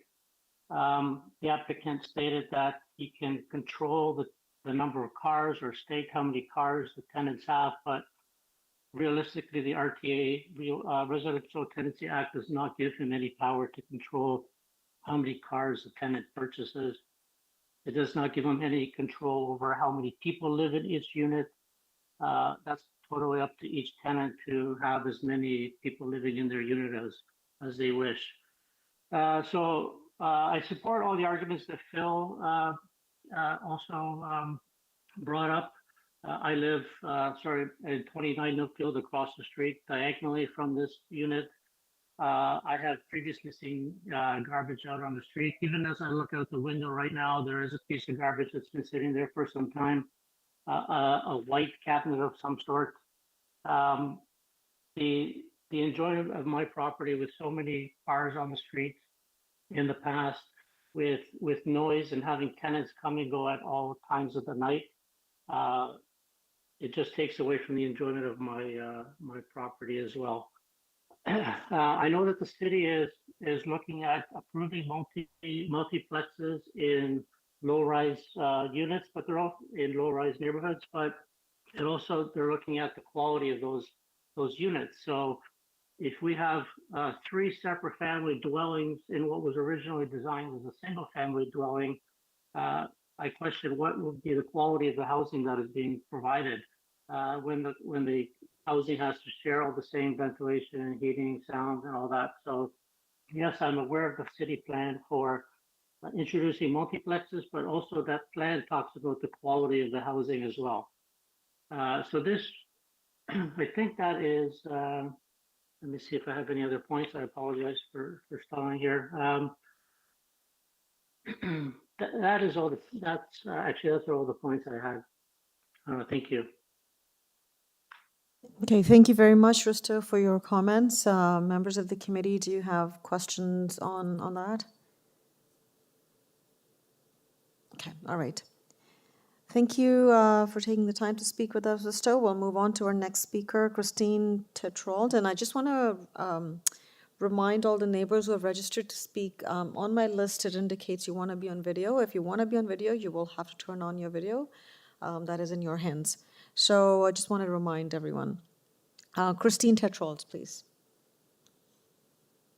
Hi there. My name is Christine Tetro and I live at 32 Nuffield. I'd like to say thank you for the opportunity to speak on this application for 28 Nuffield. I oppose both variants.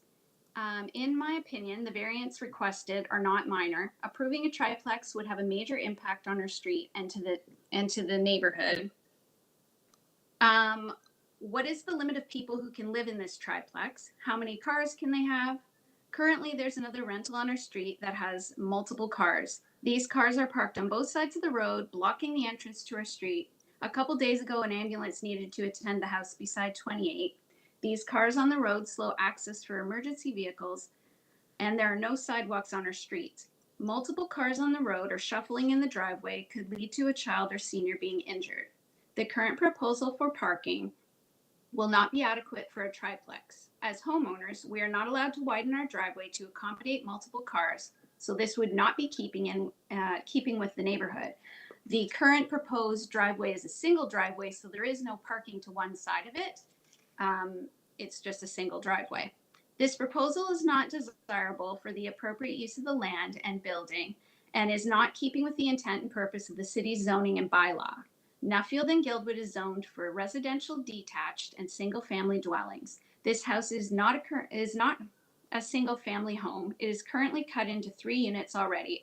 Upstairs and one other unit that we are aware of have been rented out to others other than the owners. The owners have not lived in this property until this proposal came out, at which time the upstairs tenant moved out. The owners made an offer on the house that was for sale right next door to turn it also into an offer, so their claim for needing the units for money doesn't sit well. It does not appear that there are egress windows, are there sprinklers, etc. This is a hazard not only to the renters, but to the homeowners surrounding it. The neighborhood and street are zoned for single families, not multiples in a small bungalow. The traffic to the street will change the quiet atmosphere of the street we live on. I understand the desire to provide affordable housing in Toronto, but unfortunately, investors buying up all the bungalows and turning them into rentals is taking affordable houses out of the market and driving up the prices. If this proposal goes through, will every rental on our street now or to come be eligible to become a triplex? Our small street cannot accommodate that, and that will irrevocably change the dynamic of our wonderful street and the enjoyment of our own properties. For these reasons, I agree with Toronto City Councillor Paul Ainsley and the community planning that this application is not minor and not keeping with the general intent and purpose of the zoning bylaw. This proposal would have major consequences for our street and neighbors, and I am opposing this application for both variances. Okay, thank you. Christina, is that it? That's it. Okay, thank you. Members of the committee, do you have any questions for Christine? Okay, I see none. Thank you for taking the time to speak with us, Christine. We are going to move to the next speaker registered with us, Natasha Collins and Mark Fisher. You're with us, Natasha and Mark? All right, good. Yes. Sorry, yes. Sorry, Mark is actually at work. I will speak on his behalf as well. Basically, all the points that we have for that Phil, Risto, and Christine very eloquently explained.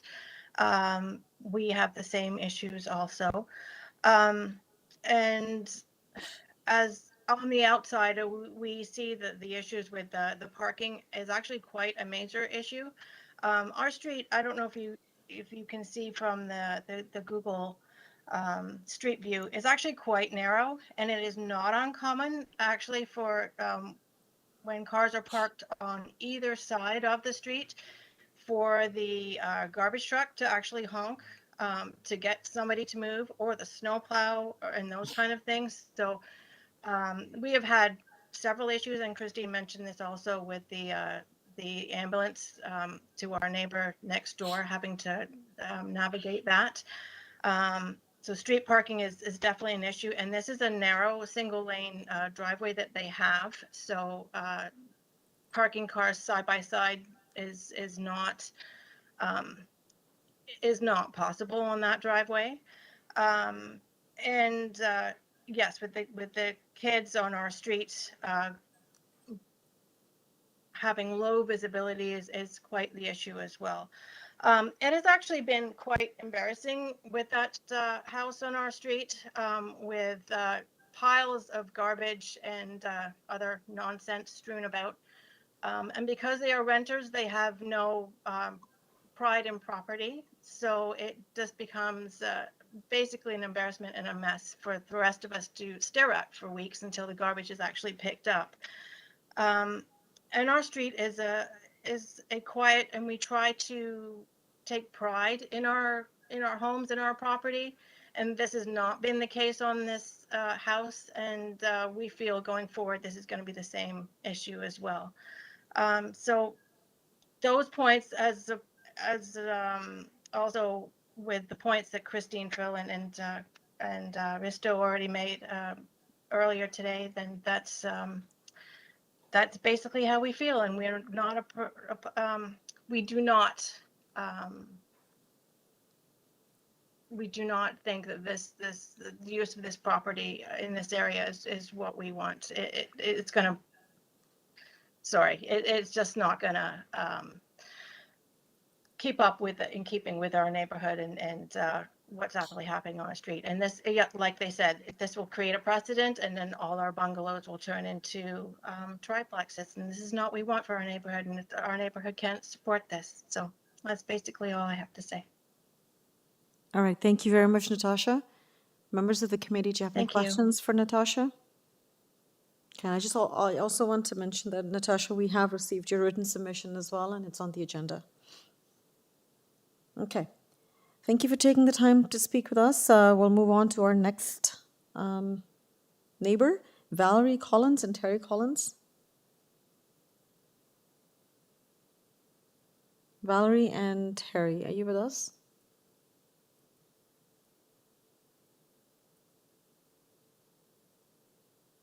It appears you're with us. You may have to check if you're unmuted.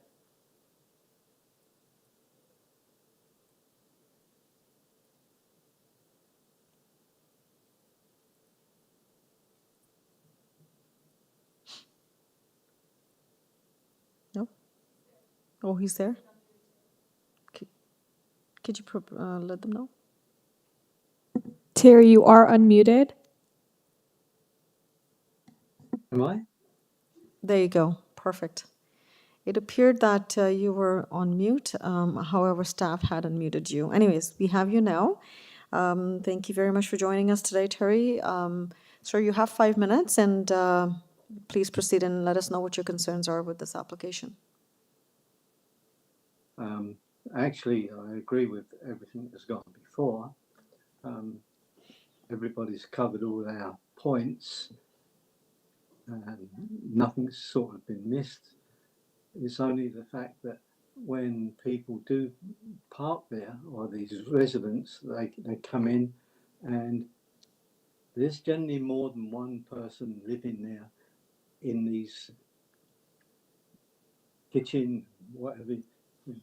It's what I'm trying to say is there's more people come into this building than what's originally stated, and hence you get the extra traffic, the extra people of parking everywhere,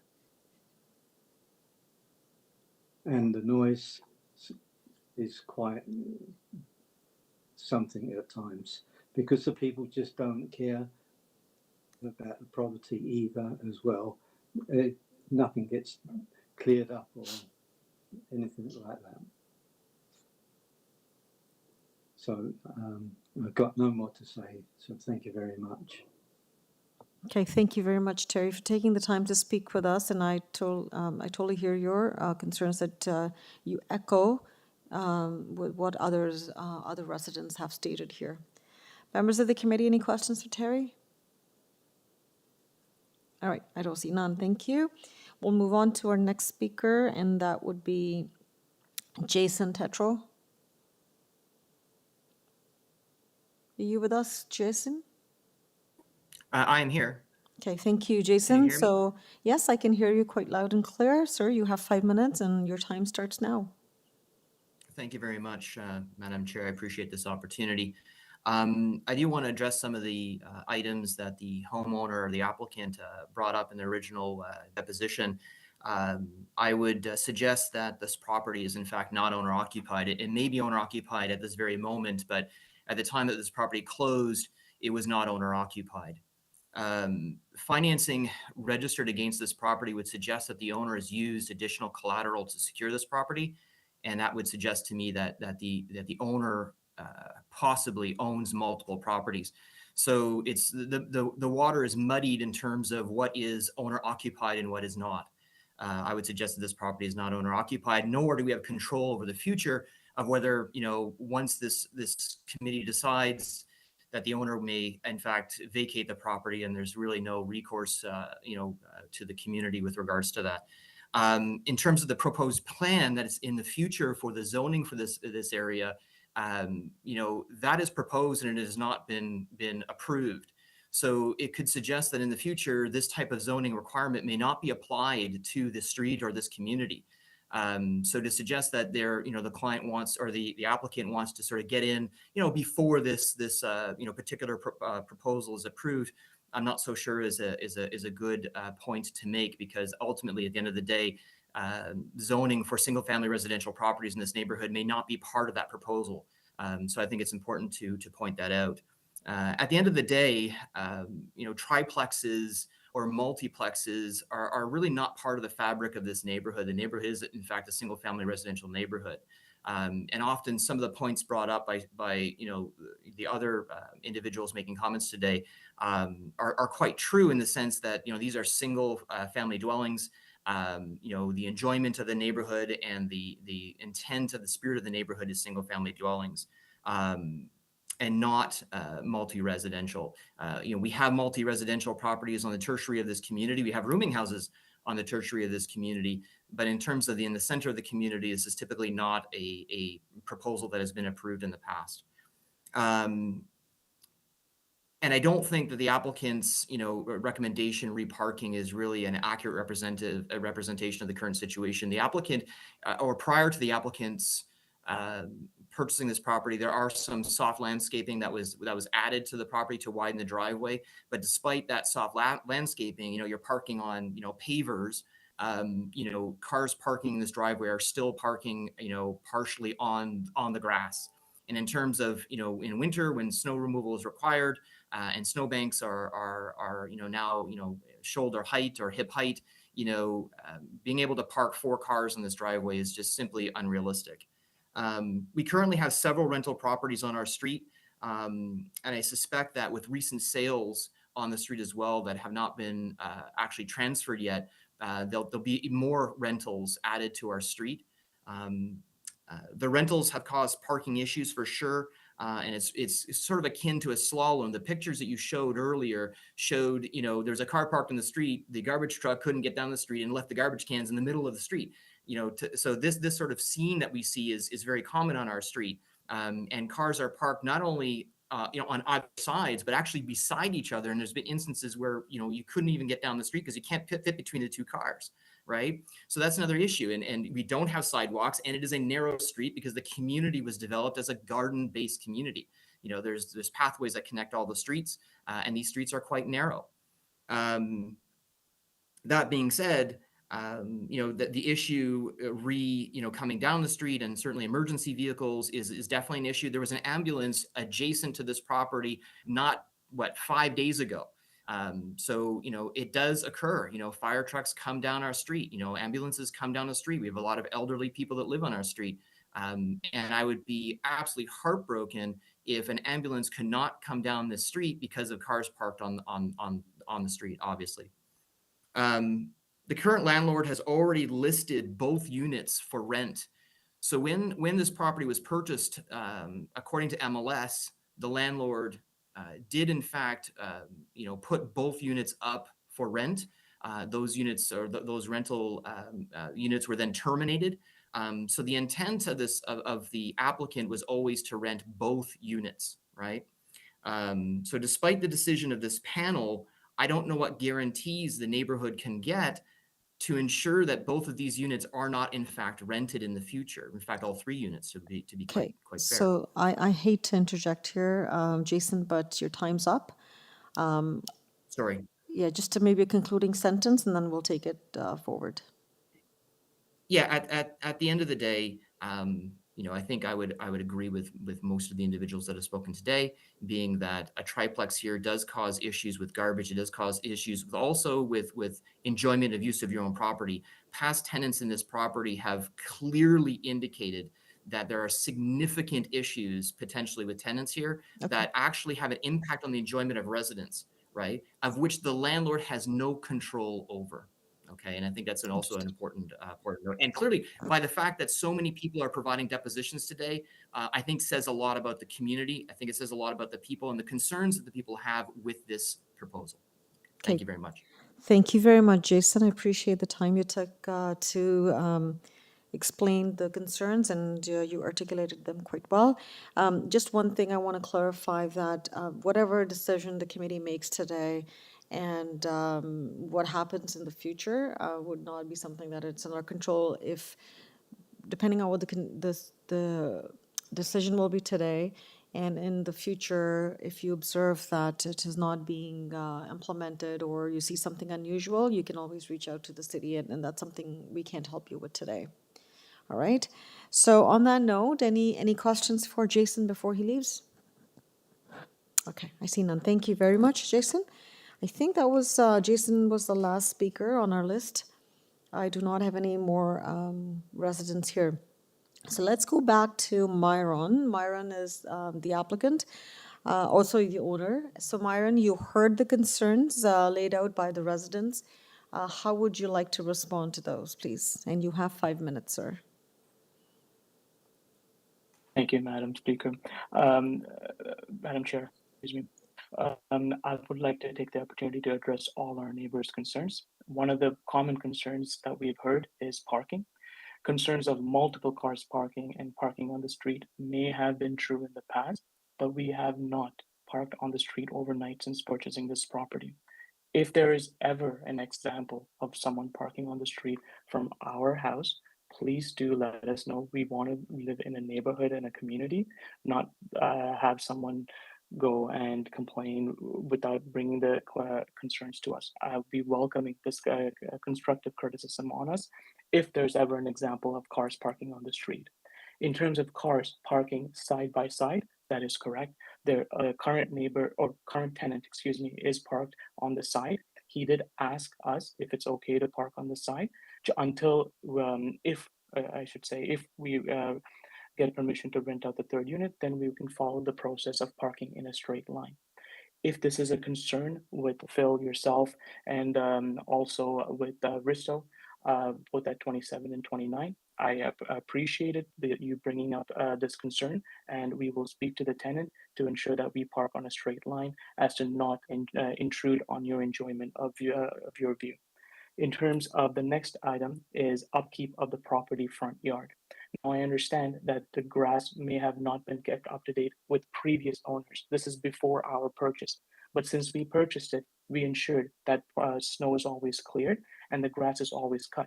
In fact, Phil, I'm not sure if it's your son or maybe one of the neighbors' son who we've actually asked to be part of the neighborhood to go ahead and cut the grass. So they have come and cut the grass every 2 weeks on our behalf, and we've never let the grass grow over 4 inches.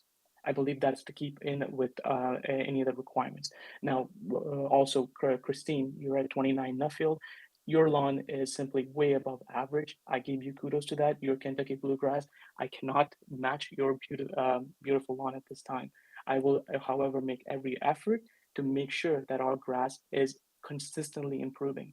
This is again, not something that I'm an expert at in terms of grass maintenance, but I've ensured that all the grass is cut and maintained to match the rest of the neighborhood. Secondly, there have been also multiple concerns that this home is not owner occupied. The upstairs unit has always been with our family. I'm not sure if you guys have noticed, but the person who was living there for the last 6 months before we moved in is my wife's sister. She had a young son. She looks exactly like my wife. So I'm not sure if you're thinking that we had renters on the upstairs before. We did not rent out the upstairs unit. We were simply helping our family because she was in between jobs and she needed a place to stay. We didn't want to intrude on her by simply crowding the space. So we chose to live with our parents because they simply had more space. This is not considered an investment property for us. This is a home for us. And I want to reassure you that we're not planning to move away and flip this as an investment property. There was a concern raised about our adjoining property to 20 or 30 Nuffield Drive. Our neighbor was previously Suzanne, and we didn't visit Suzanne's property with the intent of purchasing it as an investment property. We wanted to simply see how that property was laid out, to see if there's anything we can do to change our property to more favorably make our case to ensure that we are meeting any requirements and any concerns with the neighborhood when we hopefully set it up as a triplex. Jason, you had again also mentioned that this is not owner occupied. I assure you it is owner occupied. My wife is living there. And the reason she's living there for the past month and a half or 2 months now with our family, or we're living there in the past 2 months, is not because to time it with this committee, is because my sister-in-law has found another place and she's moved out. But this was not rented out before. It was never rented or featured on MLS for the top upstairs unit. It was simply featured only for the bottom 2 units. You are absolutely correct. The 2 basement units were featured on the MLS, but as soon as we received the notice from the zoning bylaw, we terminated it, as you also mentioned, and we've not put up the 2nd unit and also to comply with the zoning bylaws. We want to follow the rules that are in place, and we want to do it amicably with our neighbors without causing any friction. If there's any other concern, I would love to address them, and we're not simply looking at it as an investment. We are also a family. We also have 2 young kids, and we purchased this property because it is very family oriented. But I would like to welcome the opportunity for any additional questions you may have, and I'd like to address them. Thank you very much, Myron. I think you articulated all the responses quite well, and you captured all the concerns raised by the residents and then tried to address them. I would ask the committee members if they have any questions for Myron at this time. Okay, Myron, I did not see any hands raised here. I just want to, again, reiterate the fact that the official plan amendment and any associated zoning is not in place yet. As much, I appreciate that, you know, the city is experiencing a shortage of housing and also rental housing as well. However, in my opinion, until the city council makes a decision on how to deal with multi-unit properties or multi-unit developments. In my opinion, we're still not there. It's still premature at this time. I'm sure there's a lot of things that City Council and staff will be looking at as they put in place the appropriate policies and regulations to that effect. My only concern is that if this could perhaps be the first one there, and it may set a wrong precedent, which may or may not be adopted by council going forward. And hence my initial comment was, could you not wait? But again, I think you've responded to that, and I've heard your concerns, and I totally understand that, you know, you want to utilize this for your, you know, your family, and then perhaps any rental opportunity there as well. Okay, on that note, I would like to take the matter into committee.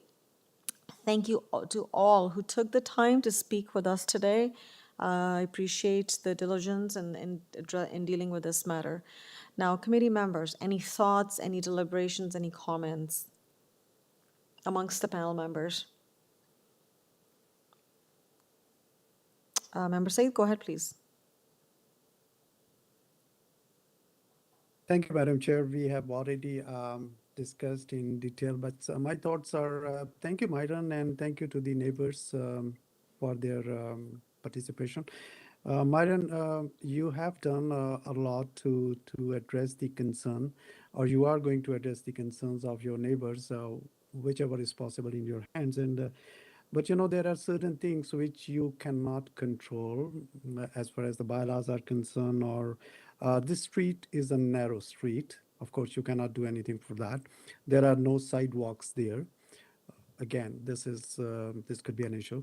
And it's a quiet street, bungalows, a lot of seniors are living there. So the character of the street, if this is approved, the character of street is going to be impacted. Madam Chair, as you mentioned correctly, this could set a precedent which may not be a positive. So in the coming days, this may or may not turn into a bad precedent or not, but I have some apprehensions on that. So with that thoughts, I feel sorry for that.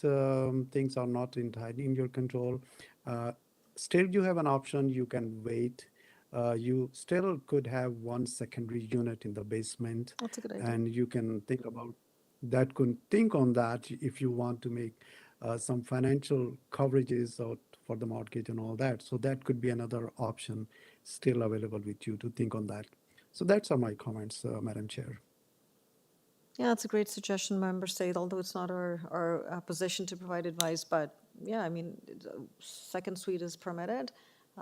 If you're looking for a rental option, I think that's the opportunity there until the appropriate policies and regulations are in place as, you know, through the process once council adopts those. Any other comment? Okay, if there is, Member Joanne. Okay, I think that until the official plan is to allow for this, we're speculating on whether or not it's going to be permitted and whether or not there are areas where it won't apply or will apply. Having said that, however, I think council on a policy direction has made it clear that intensification is something that they're looking at. Another thing is that the elimination of minimum parking standards. So there's a lot of changes probably coming forward. Also, secondary suites are permitted. Here's the question of whether or not there's one or two permitted. Although I can't provide advice to the applicant, they still have an option to rent out their basement, and they may be able to just have one unit but have a larger unit. Having said that, I can't support the application mainly because of the variance number 1. I have no concerns on the parking side. Thank you.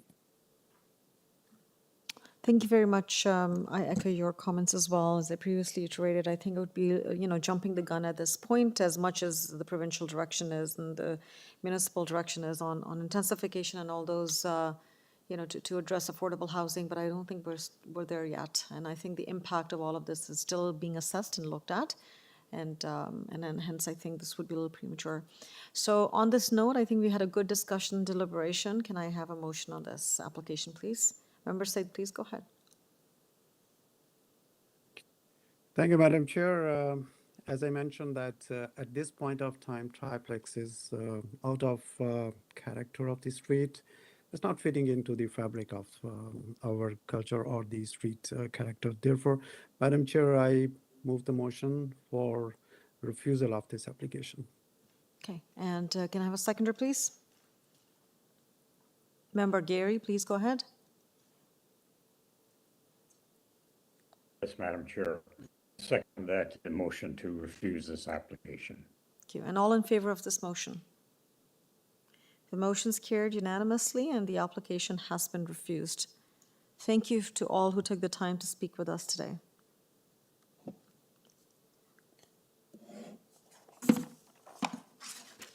Going on to the next item, which was held for discussion, and I believe it's the last one for the morning agenda, is 41 MASTWOOD Crescent.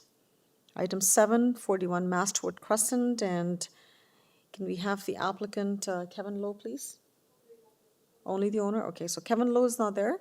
I'm going to request the owner to join. It is John Oo. This is John Oo. Can you hear me? Yes, I can hear you, sir. John, we have your application before us, and I just also want to remind the registered speakers to please find your place, and we'll be joining you shortly. So, John, would you like to make a presentation, or would you like to start with questions from the committee? Why don't I go ahead and I don't need to do a video. It doesn't have to be video. It can remain audio. I will do a slight presentation, so to speak. The only the only concern I have is I'm not sure what it is that you will be having access to, whether it's the plans provided by KCCL. If that's the case, then maybe that can be perfect. Yeah, so we have, we don't have a presentation, but we can certainly project the plans that we have on the agenda, as you can see on the screen. So you can tell us which ones you wish to refer to. Okay, excellent. The plans is fine. The only thing that I unfortunately wasn't able to include, it's included in the public, but it's not included to the committee, was just photographs of the rear of my home, just to give some depth or some concept of how actually the elevation looks. But that being said, let me go ahead. So historically, our lot actually, before these homes existed, was a park. So historically, most of the residents that back onto our street have never had homes here in the past. So I think historically this has been a bit of a touch point for them, and understandably so. For me, we've owned this property for over 10 years. I have a family that have now grown into young adults. And historically, this structure had a very small deck on it. In fact, it had a deck that came out that only was able to hold a barbecue and one person. So historically, when trying to use my deck, I essentially just use it to barbecue my burgers and then come back into the building and give the burgers to my family. When COVID hit, we as a family, we made a decision that we need to spend more time in our home, and this triggered us to want to extend the size of the deck that was built to the sizes that are in our plan. The main items that were contested, what I mean is the variances that were of concern, was number one, which is the maximum area, which was much, as I said, very small. So we've extended that. And as a result of extending the size of the deck, it's the rear, I guess it's the rear setback that probably became a bit of a concern because of the size. But what I will say is that our lot is actually the second largest lot of all the homes on MASTWOOD Crescent. And historically, a deck of similar size has actually been constructed in number 39, if you notice, house number, 37. So this is to the right, I guess, of our home, that number 37 built a deck, very similar structure. Their lot is significantly smaller, and they were their variance was approved. I have no issues or concerns with regards to anything that my neighbors have with regards to privacy. I've had discussions with number 64. Number 64 actually backs onto almost directly onto our lot from a visibility standpoint, and they have erected several lattices that actually exist in their property, not even on my fence, in their property to address that. The property number 66, beside that one, we have a large tree that blocks all visibility to any structure that we would build in the back. So from that perspective, there's no visual concerns there. And number 50, which actually is elevated quite above our location, has also built a deck very recently without any, I was not involved in any variance discussions around that. So I wasn't actually, I was not afraid that they would have a concern because they went ahead and built theirs without involving any discussion with myself. So that's what I wanted to consider. The other thing that I wanted to mention was the structure of our home has what's considered a basement as well as what they call a half sub basement attached to our garage, which makes it difficult for us to use sort of the ground floor visually. So this is why the intent was to extend the upper deck so that the floor that we use primarily as our residence, we would just be able to walk out onto it, you know, when we want to use our backyard, as opposed to having to go from a main floor downstairs and then out the back door to try and enjoy our backyard. Those were the items that I wanted sort of to address, just to make sure that, you know, any visual things that you can see there. As you notice, I don't have any structures in my backyard as yet, but every single one of my neighbors actually does have decks and building structures, et cetera, et cetera. But from a precedent standpoint, I just wanted to say there are other structures in or other homes in our MASTWOOD Crescent that have built decks, and they are, you know, Okay, that has been noted. different from the one that Sorry to interrupt you. I hate to do that, John, but you ran out of time. So yes, I did have the aerial view on screen. Staff had it up, and we did see the foliage that you were speaking to on house number 66 in terms of privacy, and you are proposing the uncovered deck towards sort of the deeper end or the deeper side of your, I would say that the rear yard. So I could see that as well. And let me just add one more thing. I apologize. On our plan, if you notice, we do have a privacy wall that we will be building on the right-hand side, just because, you know, we are in close proximity, about 3 meters. If you go up to the Yes, we have that in front of us. Yes, we have that. Yeah, so if you notice on the right, we do have intent to build a privacy screen there because of privacy reasons. We can, you know, I don't want to overlook my neighbor's yard when preparing on the deck. So that's in place. Yeah, it's right shown now on the west elevation. Okay. Correct. Okay, thank you very much, John, to take the time to speak with us.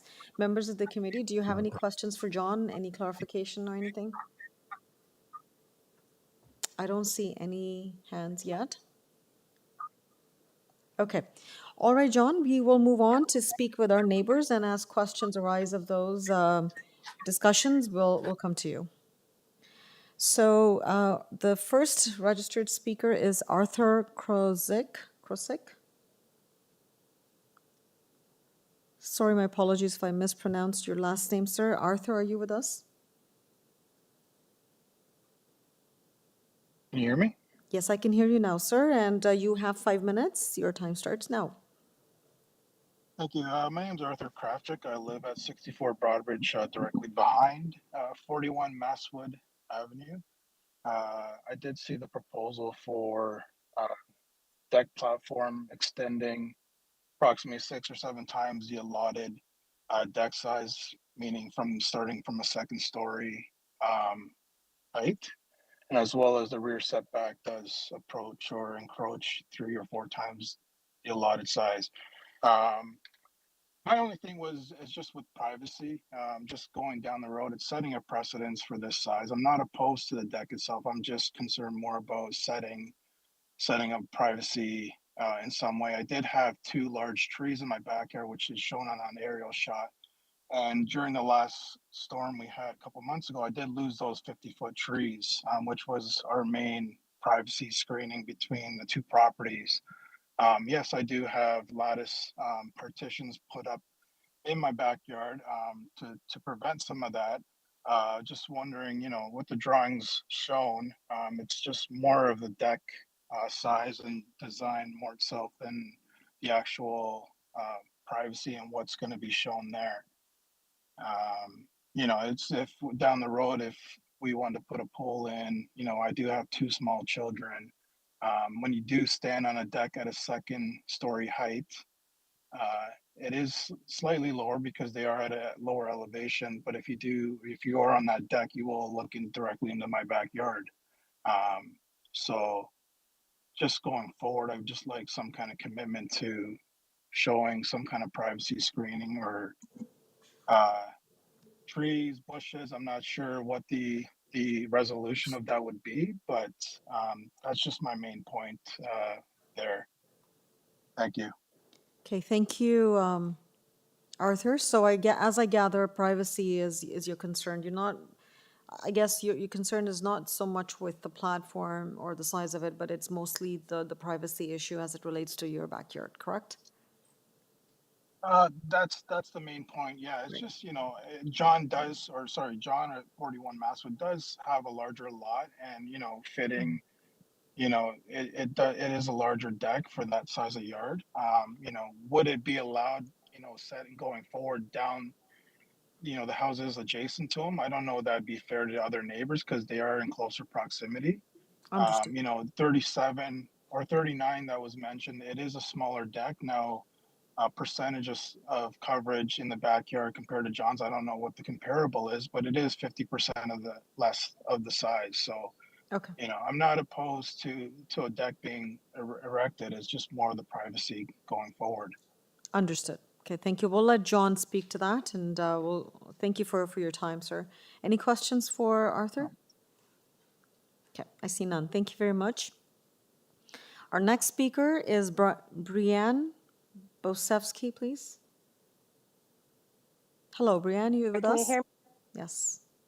Hi, can you hear me? Yes, I can hear you, Brianne, and you have Perfect, 5 thank minutes. Please go ahead. Thank you very much. So to kind of echo Arthur's comments, he's number 64, my number is 66. We are probably the most directly impacted by the building of this deck. And to echo Arthur again, I'm not worried about the building of the structure, it's the size and the privacy. Because John's property is their main living spaces on the 2nd floor, it does create a bird's eye view into our properties. So it's not a direct eye line, they're actually elevated. So the building of this deck on their 2nd floor, where their main living space is, actually does create a direct bird's eye view. And I do have a pool in my backyard. I do have 2 young children, and we do enjoy the love of the trees that are in our backyard and the privacy that it has provided us. In the recent storm, as with our neighbor, we did also lose a gigantic branch off of that tree that was shown in the aerial. So that actually created less privacy and a direct hole, we'll say, into where, from my view, from my property, to where this deck would be built. So unfortunately, we did lose that. And then in addition, for them to build this deck and the size of the deck, They would also have to take down additional branches in order to make it fit. So my concern would be for privacy. One, the trees that are in my property, but the branches are overhanging into their property. What is going to be taken down that would cause less privacy for my property? And two, there is the privacy fence on the other side of the deck, but where my property is, it's where the stairs are, and there's no privacy. It would be a direct bird's eye view.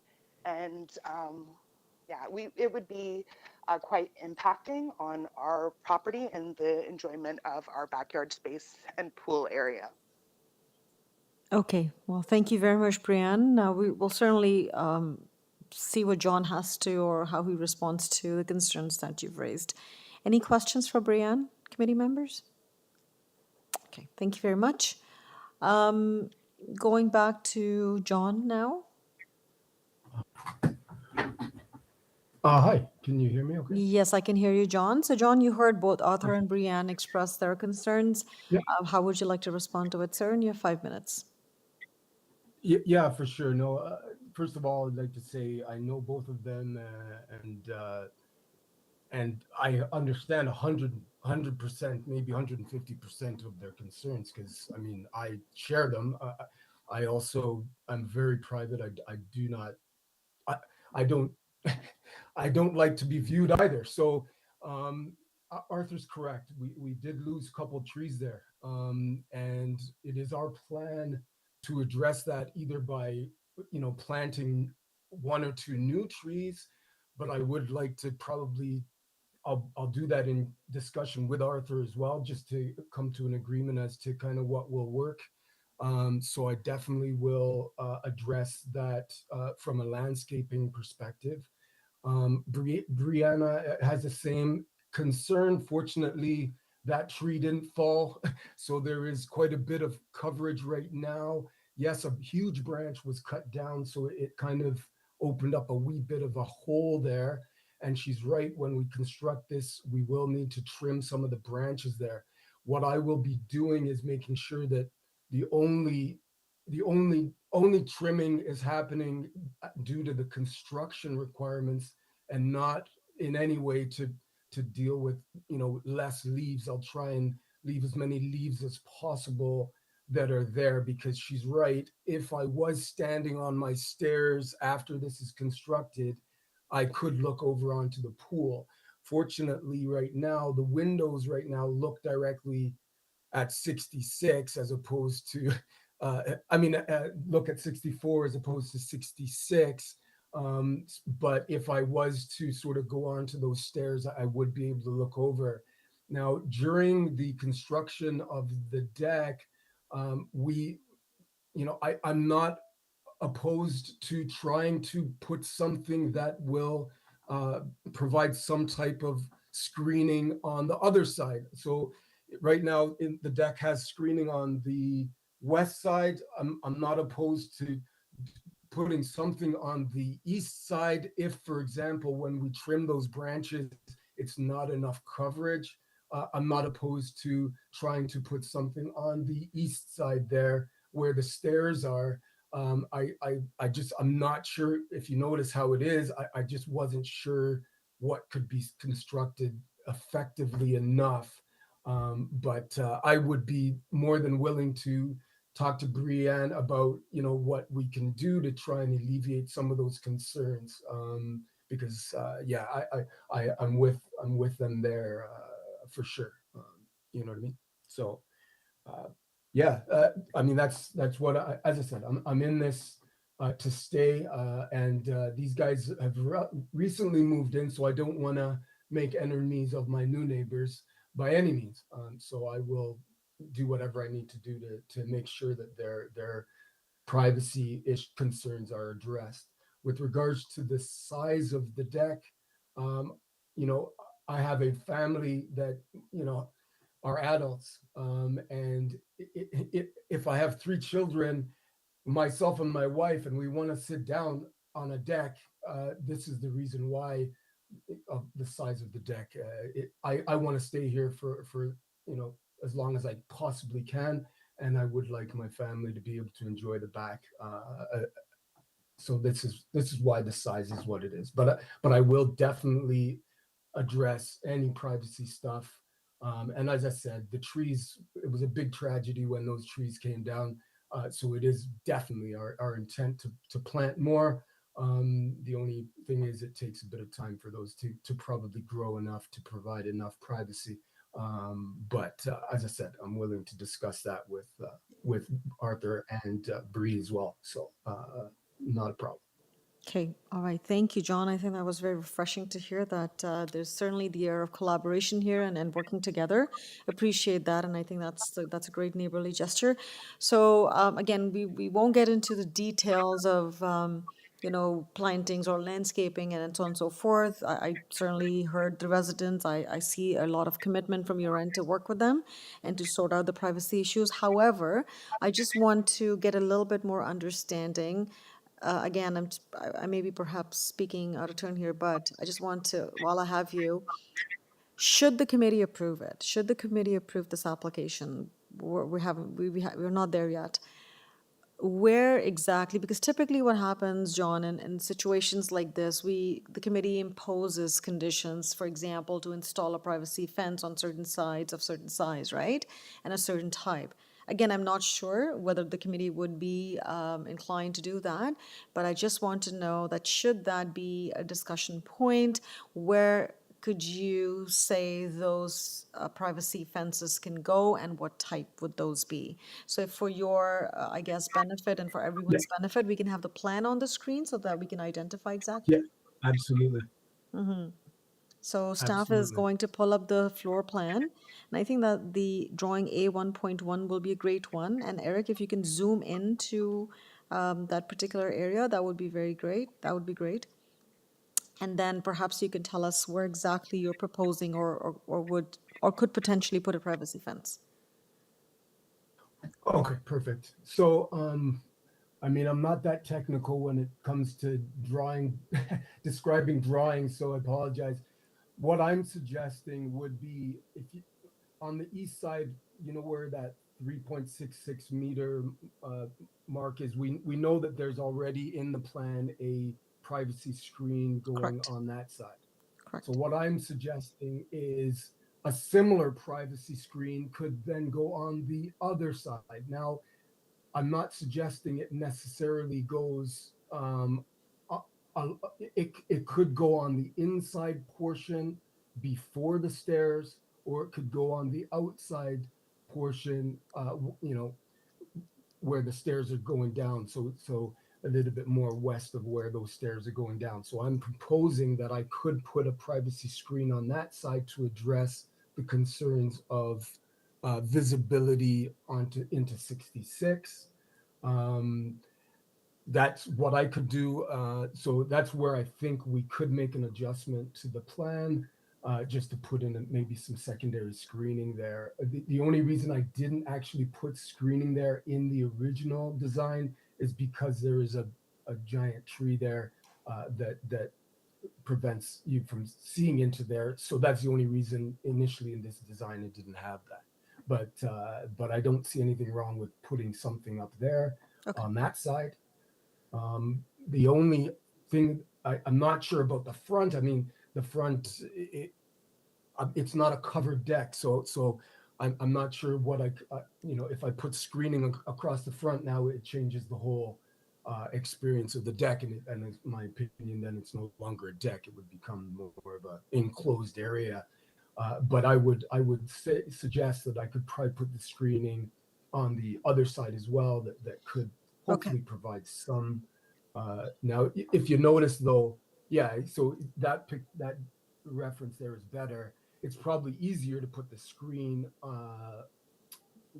sort of before the steps because there's a little bit more area there to put a screen, whereas that little outcrop probably wouldn't provide enough of an area. Okay. So sorry to interject here, John, but just to get some orientation. So you're prepared to put or install privacy fence on both sides of the deck, which would be east and the west side. Your plans currently show a deck, a wall, a privacy fence or wall on the east side. I'm sort of looking, there was no north arrow on this one, so I'm going with the Google view.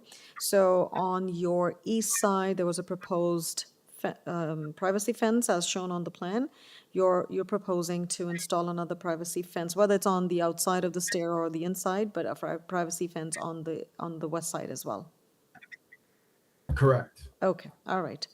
And the height of the fence would have to meet the bylaws, which I'm not sure what the height of the fence is.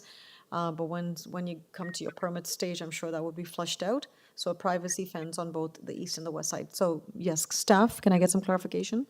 Through the chair, you may wish to consider, just like what's in the staff, the wording of the condition in the staff report for item number 1 that you dealt with earlier. The owner shall provide permanent solid screening along both the east side and west sides of the rear deck with a minimum height of 1.8 meters measured from the floor of the deck. Excellent.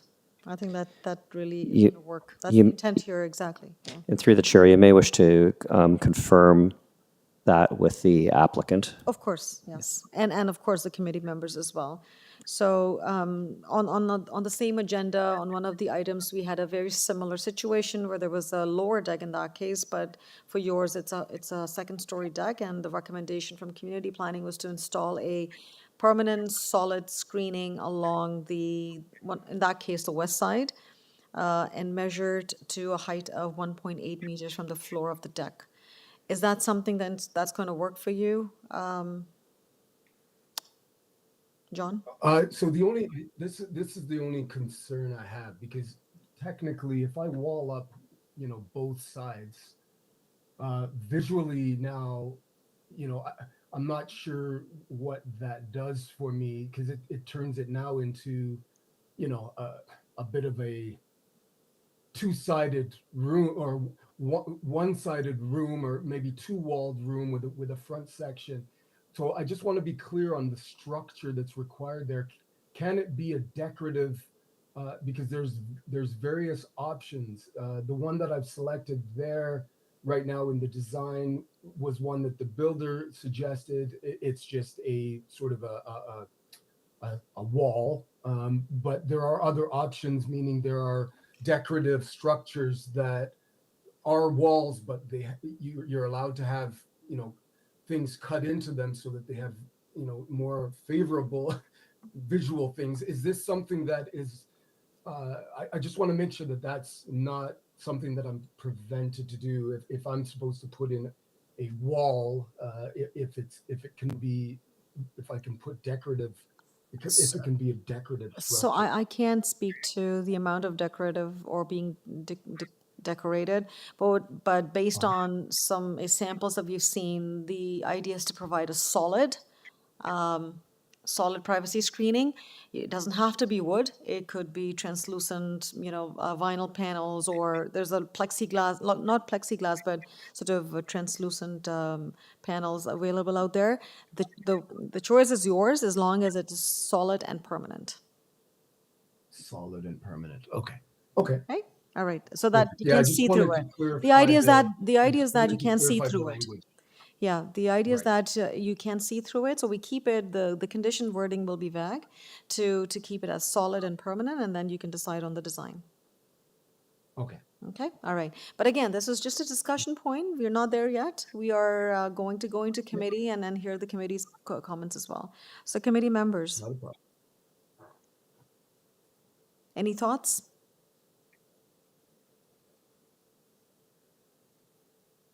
Okay. Oh, Member Joanne, yes, please. Thank you, Madam Chair. This is quite a large deck, but 12, basically extending 12 feet off the rear of the deck. However, given that the basement is above grade and to facilitate, better use of the home, I think I can support this application, but I would want the screening on on both sides of the deck. Okay, thank you, Member Joanne.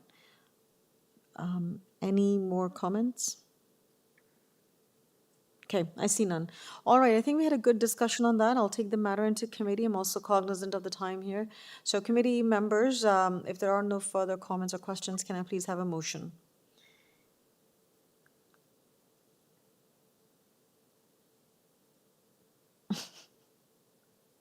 Member Gary, please go ahead. Yes, there's been a good discussion over this issue, and it's been helpful. I'm going to move approval of this minor variance application, subject to the requirement that privacy screening or wall be erected on both sides of the elevated deck. So I would say the east and the west sides of the elevated deck. Sorry, staff has some Fine, thank suggestion. Through the chair, the committee may wish to, the owner shall provide permanent solid screening along both the west and the east side of the deck, of the rear deck, with a minimum height of 1.8 meters measured from the floor of the deck. Member Gary, does that satisfy your motion? And you're on mute.